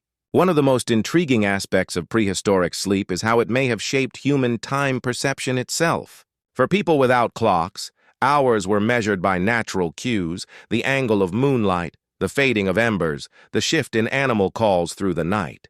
This fluid relationship with time meant they likely didn't obsess over how many hours of sleep they got. Instead, they woke when bodies were ready, when the sun rose, or when responsibilities called. Modern anxiety about sleep, counting hours, worrying over insomnia simply didn't exist. That absence of pressure may have been one of the greatest gifts of their nightly lives. By not turning rest into a performance metric, cavemen avoided the stress that keeps so many modern people awake. Sleep wasn't managed. It was embraced. And that difference may have been critical to their health. The role of fire as a marker of time further illustrates this. Embers glowed for hours, and their fading signaled when it was time to rise and stoke them again. Those who kept watch learned to read the stages of fire like a natural clock. The rhythm of adding wood, shifting coals, or letting flames burn low created a structure for the night. This relationship between humans and fire wasn't only practical, it was psychological. It gave shape to the long darkness, breaking it into segments that could be anticipated. Modern people use alarm clocks to regulate their nights. Cavemen had embers and instincts. This system was gentler, less jarring, and far more in tune with biology. Waking to tend a fire wasn't an interruption. It was simply part of the flow of rest. We can also reflect on how sleeping in caves immersed humans in geological time. These were spaces shaped over millennia, carved by rivers and weather long before humans ever entered them. To sleep in such places was to exist inside ancient history itself. The walls, marked with mineral streaks and echoes of water, were silent witnesses to countless nights of slumber. Over generations, caves became more than shelters. They were memory keepers. Layers of ash and bedding, smoke stains on ceilings, and handprints on walls all marked the continuity of human presence. Sleep wasn't just rest. It was participation in a lineage. Each night linked individuals to ancestors, creating a sense of belonging, not only to a group, but also to a place that had sheltered lives across centuries. The connection between sleep and creativity reemerges when we look at art created in or near sleeping spaces. Some researchers believe that dreams influence the shapes and symbols carved or painted onto stone. Nightly visions of animals, hunts, or abstract patterns may have spilled directly into art the next day. If this is true, then cavemen's rest wasn't passive downtime. It was an active generator of culture. Sleep fueled imagination. Imagination became expression, and expression reinforced identity. The synergy between dream and art may explain why so much prehistoric imagery is vivid, surreal, and layered with symbolism. It wasn't just what they saw in the day. It was what they carried out of the night. Socially, nights of sleep may have been one of the strongest forces binding groups together. By resting in shared spaces, they built unspoken trust. To close your eyes in the presence of others meant surrendering, accepting vulnerability. Over time, this nightly act reinforced bonds, deepening connections beyond the hunts and tasks of daylight. Trust wasn't spoken, it was practiced again and again in the willingness to rest side by side. This intimacy gave communities resilience, groups that slept well together, that trusted one another enough to be vulnerable, were more likely to survive and thrive. In this way, the act of sleep was as important to social structure as food sharing or cooperative hunting. Finally, we should acknowledge how prehistoric sleep challenges our assumptions about progress. We often assume that modern life is the pinnacle of comfort and health, but the evidence suggests otherwise. Cavemen with no mattresses, no electric lights, and no pharmaceuticals may have slept more deeply, more restoratively, and with greater psychological ease than we do. Their nights were unbroken by digital intrusion, their mornings free of alarms, their sleep cycles aligned with the planet itself. Far from being primitive, their rest was profoundly advanced, an intricate balance of biology, culture, and environment. To say they had the best sleep in history is not romantic nostalgia. It's a recognition that in the most fundamental human activity, they may have surpassed us. One overlooked part of the story is how cavemen may have prepared themselves for rest. Not just physically, but mentally. Modern people talk about winding down. No screens before bed, dimming lights, stretching, or meditating. Cavemen had their own version of this woven naturally into their evenings. After the hunt, after food was shared, tasks shifted to slower, quieter activities, repairing tools, grooming each other, telling stories. These weren't chores, but rituals repeated night after night. By the time the fire settled into embers, the whole group was in a state of collective calm. Their minds weren't racing with anxieties about tomorrow's deadlines or finances. They lived in the immediacy of survival, and their rituals allowed them to slide smoothly from wakefulness into rest. The transition from day to night was not abrupt. It was gradual, organic, and deeply embedded in their lifestyle. We can also think about how grooming and physical touch played into their sleep preparation. Archaeological evidence of combs, bone picks, and ochre use suggests that cavemen cared about hygiene and appearance. Grooming wasn't only practical, it strengthened social bonds. Before bed, people may have picked through each other's hair, removing pests, soothing with touch, reinforcing trust. Such closeness surely lowered stress, releasing calming hormones that prepared the body for sleep. For children, being soothed by a parent's touch before drifting into unconsciousness would have been both practical and profoundly comforting. Even in adulthood, The nightly presence of grooming rituals and skin contact could transform caves into places not just of survival, but of intimacy. Sleep wasn't lonely. It was surrounded by reassurance. The way cavemen managed fear also shaped their ability to rest. Darkness wasn't just an inconvenience. It was filled with real threats, predators, rival groups, the unknown. Yet, fear didn't prevent them from sleeping. Instead, they developed strategies to contain it. Fires were placed carefully. Entrances watched. Bedding clustered in secure positions. These routines created a perimeter of safety, transforming the cave into a sanctuary. Fear became structured, controlled by preparation, rather than allowed to spiral. Modern people lie awake with abstract anxieties. Cavemen dealt with concrete dangers by addressing them directly, then letting go. In this way, their ability to sleep deeply despite danger was not naivety. It was resilience born of trust in their strategies and their community. Another striking feature is how mobility and adaptability influenced their sleep mindset. Unlike us who expect the same bed every night, prehistoric people often moved. A hunt might end miles away and bedding had to be created on the spot. Instead of relying on a perfect setup, they carried with them the confidence that any space could be transformed into rest. That mindset reduced anxiety around conditions. Whether in caves, rock shelters, or under the open sky, sleep came because they trusted the process of adaptation. In contrast, many of us struggled to sleep in unfamiliar places. Cavemen thrived on flexibility. Their resilience meant rest was never location-dependent. It was a skill carried within them, reinforced by rituals, community, and instinct. The body's own relationship to exhaustion sealed the deal. Their days were so physically demanding, hunting, hauling, climbing, crafting, that sleep wasn't optional. Their muscles burned, their lungs worked, their joints ached. At night, the body demanded recovery, pulling them into deep rest almost instantly. They didn't need supplements, sleep trackers, or soothing playlists. Fatigue was their greatest sleep aid. Unlike us, who often arrive in bed with restless energy still in our bodies, they collapsed into slumber as naturally as water flows downhill. This sheer physicality made their sleep heavy, restorative, and essential. When they woke, they were ready to face survival again. Not groggy, not restless, but sharpened by the gift of genuine recovery. Lastly, we should consider the generational memory of sleep.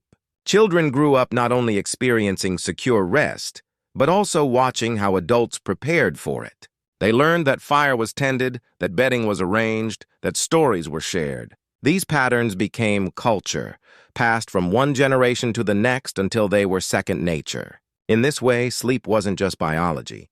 It was a heritage. It carried with it lessons about survival, trust, and community. By practicing and observing, each generation inherited the art of rest, embedding it deeply into human identity. It wasn't accidental that sleep was so effective. It was cultivated, guarded, and cherished. The nightly act that kept humanity alive and moving forward. When we think about what made cavemen's sleep so restorative, one theme keeps returning: alignment. Their nights weren't separate from their days, but part of the same rhythm, flowing seamlessly with the environment. Consider how closely their rest was tied to the natural world. The setting of the sun wasn't just a visual cue. It was the signal that the day's work was done, the hunt complete, the gathering finished. When twilight deepened,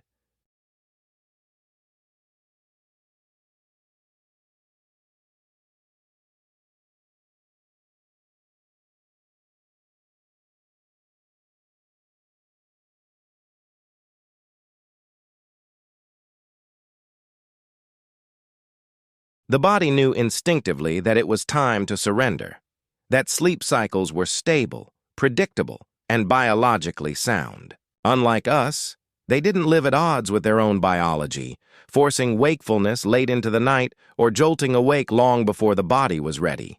They lived by the Earth's schedule, and that gave them an ease with sleep that feels almost mythical to us now. The absence of modern anxieties magnified this balance. Cavemen didn't carry financial stress, social media comparisons, or the existential dread of endless to-do lists into bed. Their concerns were immediate. Would tomorrow bring food, warmth, and safety? And when those needs were met for the day, rest was not only possible, but inevitable. The mind unburdened by abstract worries could sink into the deep cycles of sleep without resistance. That doesn't mean their lives were easy. They faced dangers and hardships we can hardly imagine. But it does mean that sleep was a trusted ally, not a struggle. For them, rest was part of the survival toolkit, as necessary as weapons or fire. It didn't feel optional. It was central to existence itself. This centrality shaped culture in ways we're only beginning to understand. The stories shared at night, the dreams discussed in the morning, the rituals around fire and bedding. All of these made sleep a cultural event as much as a biological one. Every night was a communal act reaffirming identity and belonging. When people rested together, they strengthened bonds that carried them through the trials of daylight. Sleep wasn't wasted time. It was investment. It created unity, sharpened minds, and kept the body's defenses strong. In this sense, the act of lying down in the dark wasn't just about survival. It was about community resilience, about ensuring that tomorrow's challenges were met with clarity and strength. Archaeology reinforces this idea. The remains of bedding layered with herbs, the placement of fire pits, the soot on cave ceilings, the art on walls. All of these tell us that rest was curated, designed, and integrated into life. Even the smallest details like replacing bedding or positioning sleepers in patterns of safety reveal intentionality. This wasn't accidental rest. It was cultivated night after night, passed through generations until it became one of the most refined parts of prehistoric life. Cavemen may not have had words for sleep science, but they lived its truths. Their ability to harness nature, trust community, and follow instinct created nights that were not only restorative, but profoundly human. If there's one lesson to draw, it's that their nights were richer than we imagine. They weren't just silent hours lost in unconsciousness. They were filled with soundscapes of nature, the glow of fire, the warmth of others, and the theater of dreams. Sleep was a world unto itself as real and meaningful as the day. And because of that, prehistoric people may have walked into dawn sharper, calmer, and more resilient than many of us ever feel. The best sleep in history wasn't built on comfort. It was built on connection to each other, to the environment, and to the mysterious currents of the human mind. That connection is something we still crave today, even if we try to recreate it with gadgets and rituals that only echo what cavemen once had so naturally. If we bring everything together, the firelight, the herbs and hides, the rhythms of night and day, the closeness of family and companions, it becomes clear why cavemen may have had the best sleep in history. Their rest wasn't fragmented by artificial light. It wasn't disturbed by buzzing devices or endless worries about productivity. It was woven seamlessly into the cycle of life, reinforced by ritual and supported by the community. They fell asleep to the crackle of flames and the warmth of bodies pressed close, and they woke to the rising sun with energy restored. Their nights were not luxuries, but necessities, respected and protected as part of survival. And in that protection, they found the depth of rest we often chase but rarely achieve.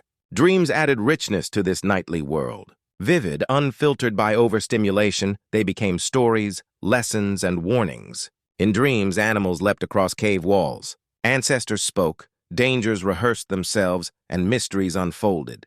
By morning, these visions were carried into daily life, shaping choices, rituals, and even art. Sleep was not just a pause between days. It was a world that informed and inspired the waking one. When we see handprints and animal shapes painted in deep chambers of caves, we may be seeing echoes of nights filled with dreamscapes so vivid that they demanded to be preserved. The prehistoric night was not empty. It was alive, creative, and deeply meaningful. Perhaps the most striking thing is how little they struggled with sleep itself. For us, it's often a battle, counting hours, fretting about insomnia, buying devices and supplements in hopes of tricking our bodies into rest. For cavemen, sleep simply came. When the sun dipped, bodies and minds yielded naturally, guided by exhaustion, trust, and rhythm. They didn't measure it, didn't fear it, didn't chase it. They surrendered, and in that surrender found what we now long for. Their sleep was honest, whole, and restorative in ways our modern lives rarely allow. What we treat as a fragile achievement, they experienced as a nightly certainty. But their nights were not without fragility in another sense. Sleep meant vulnerability.